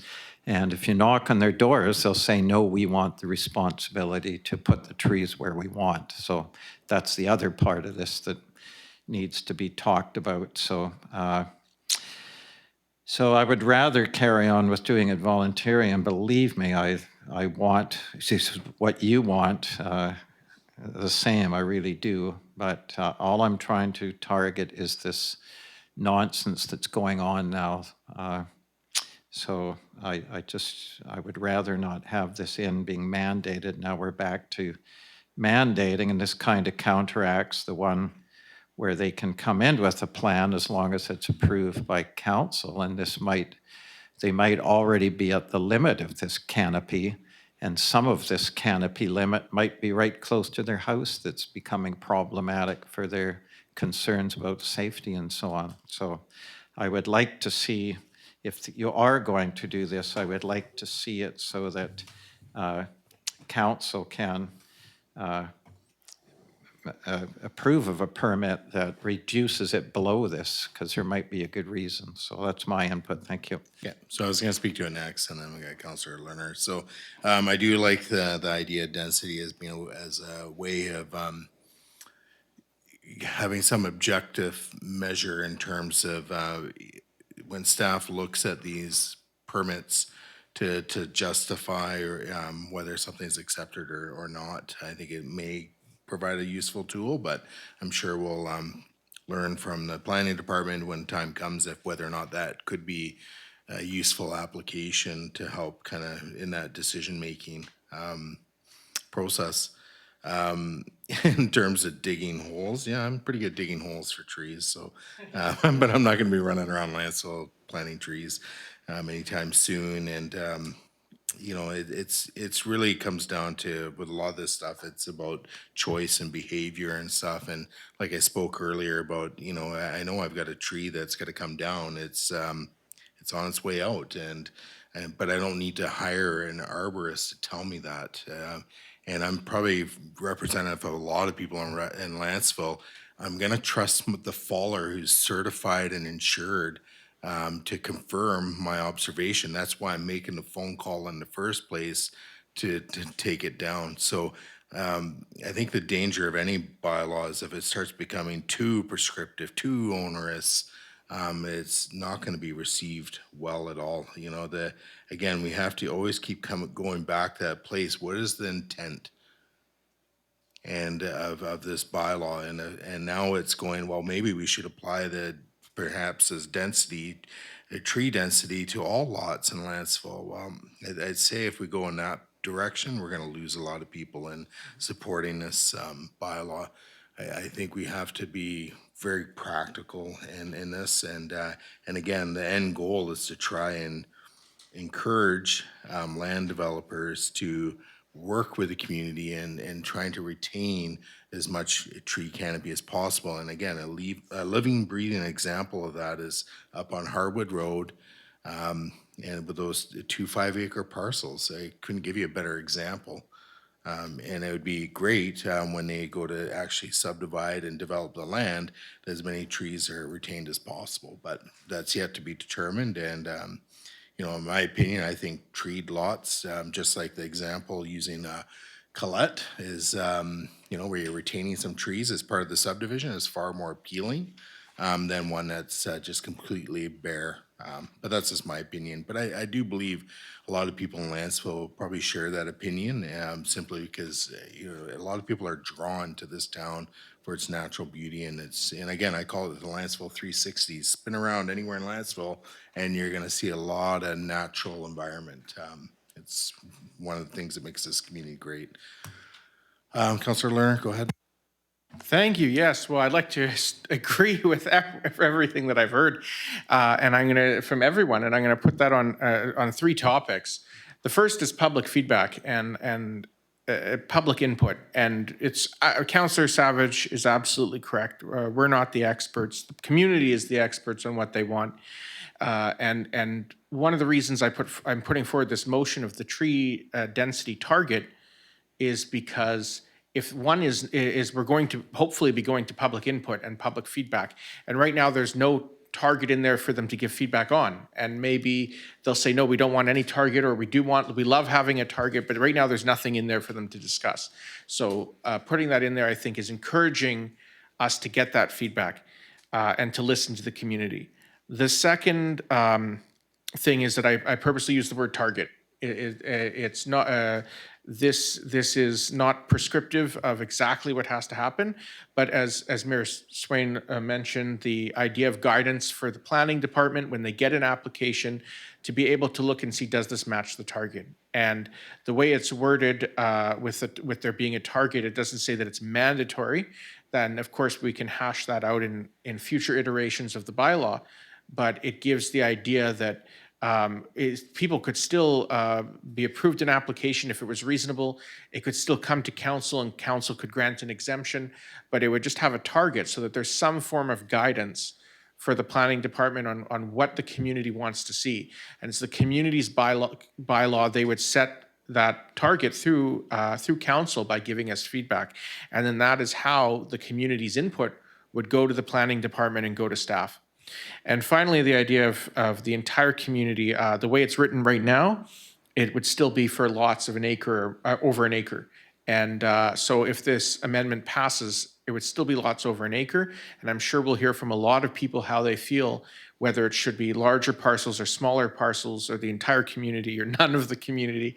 So I think this is all about giving an opportunity for feedback. And so I can support putting in a target that staff would recommend, and then we can go from there. Thank you. Okay, Counselor Savage? Yeah, just my last final comment. If I flip that around, a 30% canopy means 70% cutting.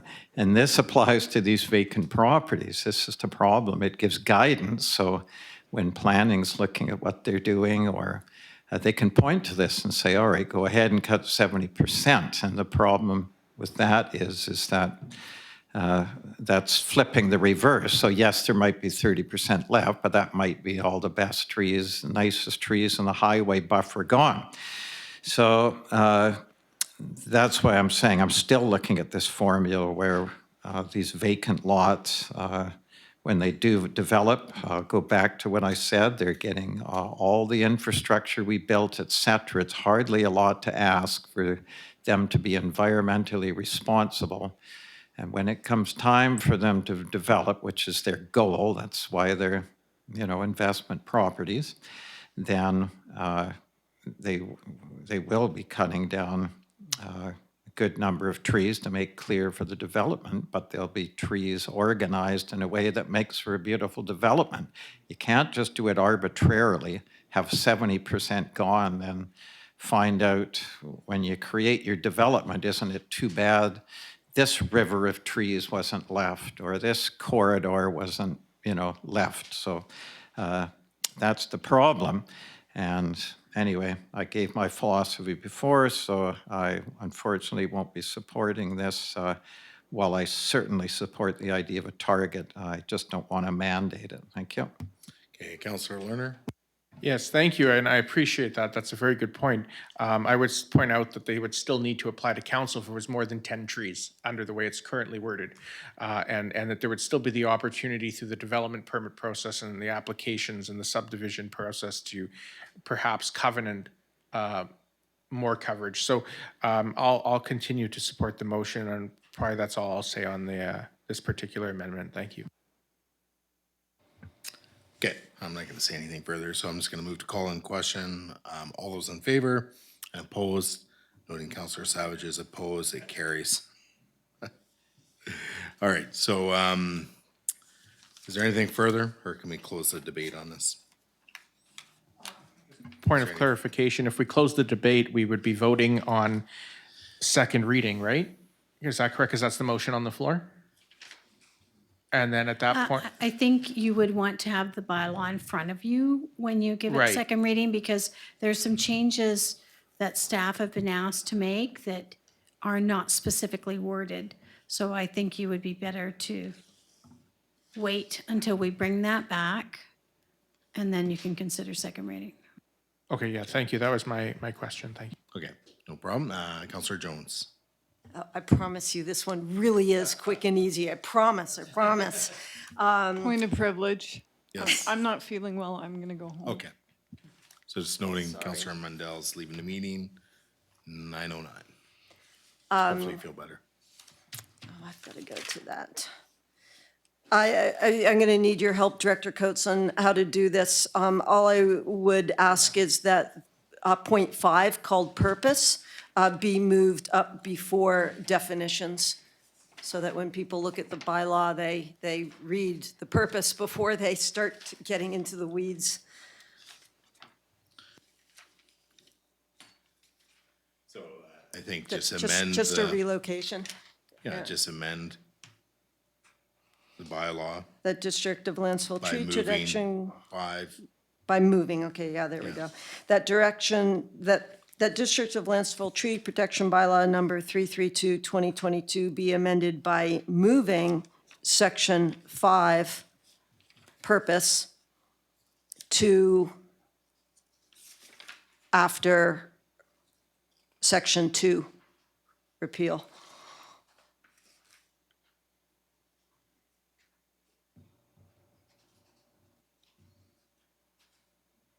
She repeals. Do you need and renumber as well, or just leave, okay, and renumber? Thank you. I'll second it. Is there any debate? Counselor Jones? No, just to note that the important things numbered, they tend to be the same in all the tree bylaws. So section 8 is always permit regulations and section 7 is always exemptions when you look at other bylaws, and this doesn't affect that, so I think that's important. Okay. All right. Through the rest of council, I have nothing, so I'm all good with it. All right, so I'll move to calling question. All those in favor and opposed, that's carried unanimously. Anything further? Oh, geez, here we go. Councillor Savage. Yes, I move that council request staff get a legal opinion to discover if vacant properties could be treated a little differently than occupied properties in the tree bylaw.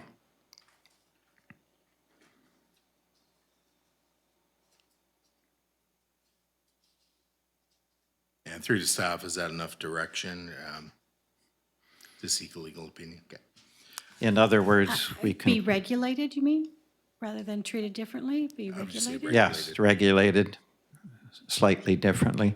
In other words, getting back to the idea of, Okay, so Doing I'll by- second it, and then go ahead, Councillor Savage.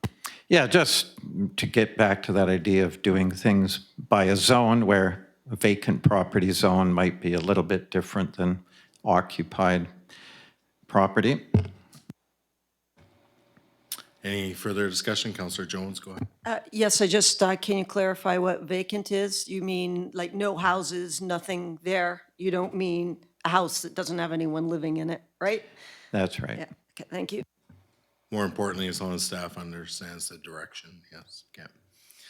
All right, is there anything further? Nope, Director Limshu. So just to clarify, we're talking about all vacant properties 1 acre or larger. Because I'll just remind council that we do have a zone in our bylaw that talks about future planning area zone. And granted, it speaks to larger parcels, but the intent of that zone, it's effectively a holding zone to allow property owners to come forward with a plan for their property. So this request by council would be going above and beyond those parcels that are currently zoned future study area, correct? Yes, all vacant property in Lantzville, it's 1 acre, bigger, over 1 acre, whatever the bylaw states. And that's yet another example of differentiating between different owners in Lantzville. So, thank you. Clarification? Yeah, yes, I just wanted to clarify that it was not going to deal with different owners. But, so right now I've got that council requests staff to obtain a legal opinion to discover if vacant properties, and then I've got in brackets, no structures, bracket, 1 acre or larger, could be regulated differently than occupied brackets with structures, property. Does that work, Councillor Savage? Yeah. Okay, In regards to the tree bylaw, yep. okay. All right, unless there's anything further, I'm calling the question. Okay, all those in favor and opposed, that's carried unanimously. All right, any additional motions? Point of privilege. Okay, what's your Sorry, it came through loud. Can I request a 2-minute recess? while we're on to public clarification, if you can. Oh, okay, sure. Yeah, sorry, I just had one other comment, please. Or while are we out of time here? Well, we're running out of time. Okay. Because we're almost at getting close to 9:30, but, well, actually, if we called it, Sorry, what's that? I don't know how long this is gonna take, so. No, I'm just making a very quick comment before public clarification, and I apologize. Okay, go ahead. I wanted to mention the foothills tonight because of their special circumstance. They are in the process of a long phase development, and they've already so generously given 1,100 acres out of 1,830 thereabouts. So there may be concerns they have or special circumstances. I just wanted to mention that because they didn't even come up tonight. Time just flies. So I did want to mention that, that we still have lots of opportunity for input, and there still may be other things in here I'd like not to see, but I think we've done enough work that if we're all in agreement that maybe it's time to put it to the public, let them do it, then we get another chance at it thereafter. So thank you. So my understanding, Councillor Savage, is staff will be making all the amendments and then it'll come back to council. And then if that's all fine and dandy, then we'd give it second reading and then it would go off to, it would give the instruction at that time to hold the public engagement sessions. Okay. All right, so we're on to 5 of our agendas of public clarification. Persons recognized by the chair to speak must state their name and address for the record, and the one agenda item for which you're seeking attention or clarification. You may speak for once up to 2 minutes and to ask clarification questions. For example, how the vote go, any technicalities, requests, or interpretations, abbreviations, or jargon used. So is there anybody wishing to seek clarification?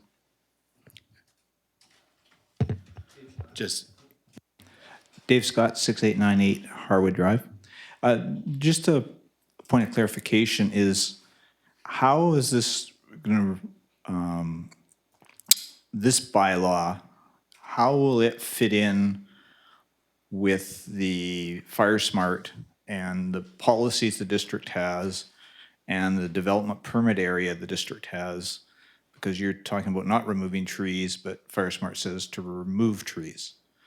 So I guess I'm confused as to what will take precedence. well, I think that goes beyond the scope of the clarification process, but I would probably ask you to simply write into staff and ask that question so you get a more fulsome answer, because I know there's obviously some nuances between all those items, and yeah, that's probably your best course of action. Okay, thank you. Yeah. Any additional clarification questions?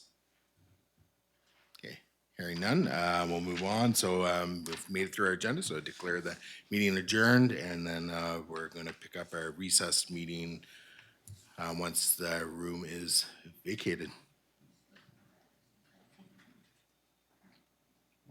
Good discussion tonight, thank you guys. Yes, it's very good discussion. Don't go anywhere yet.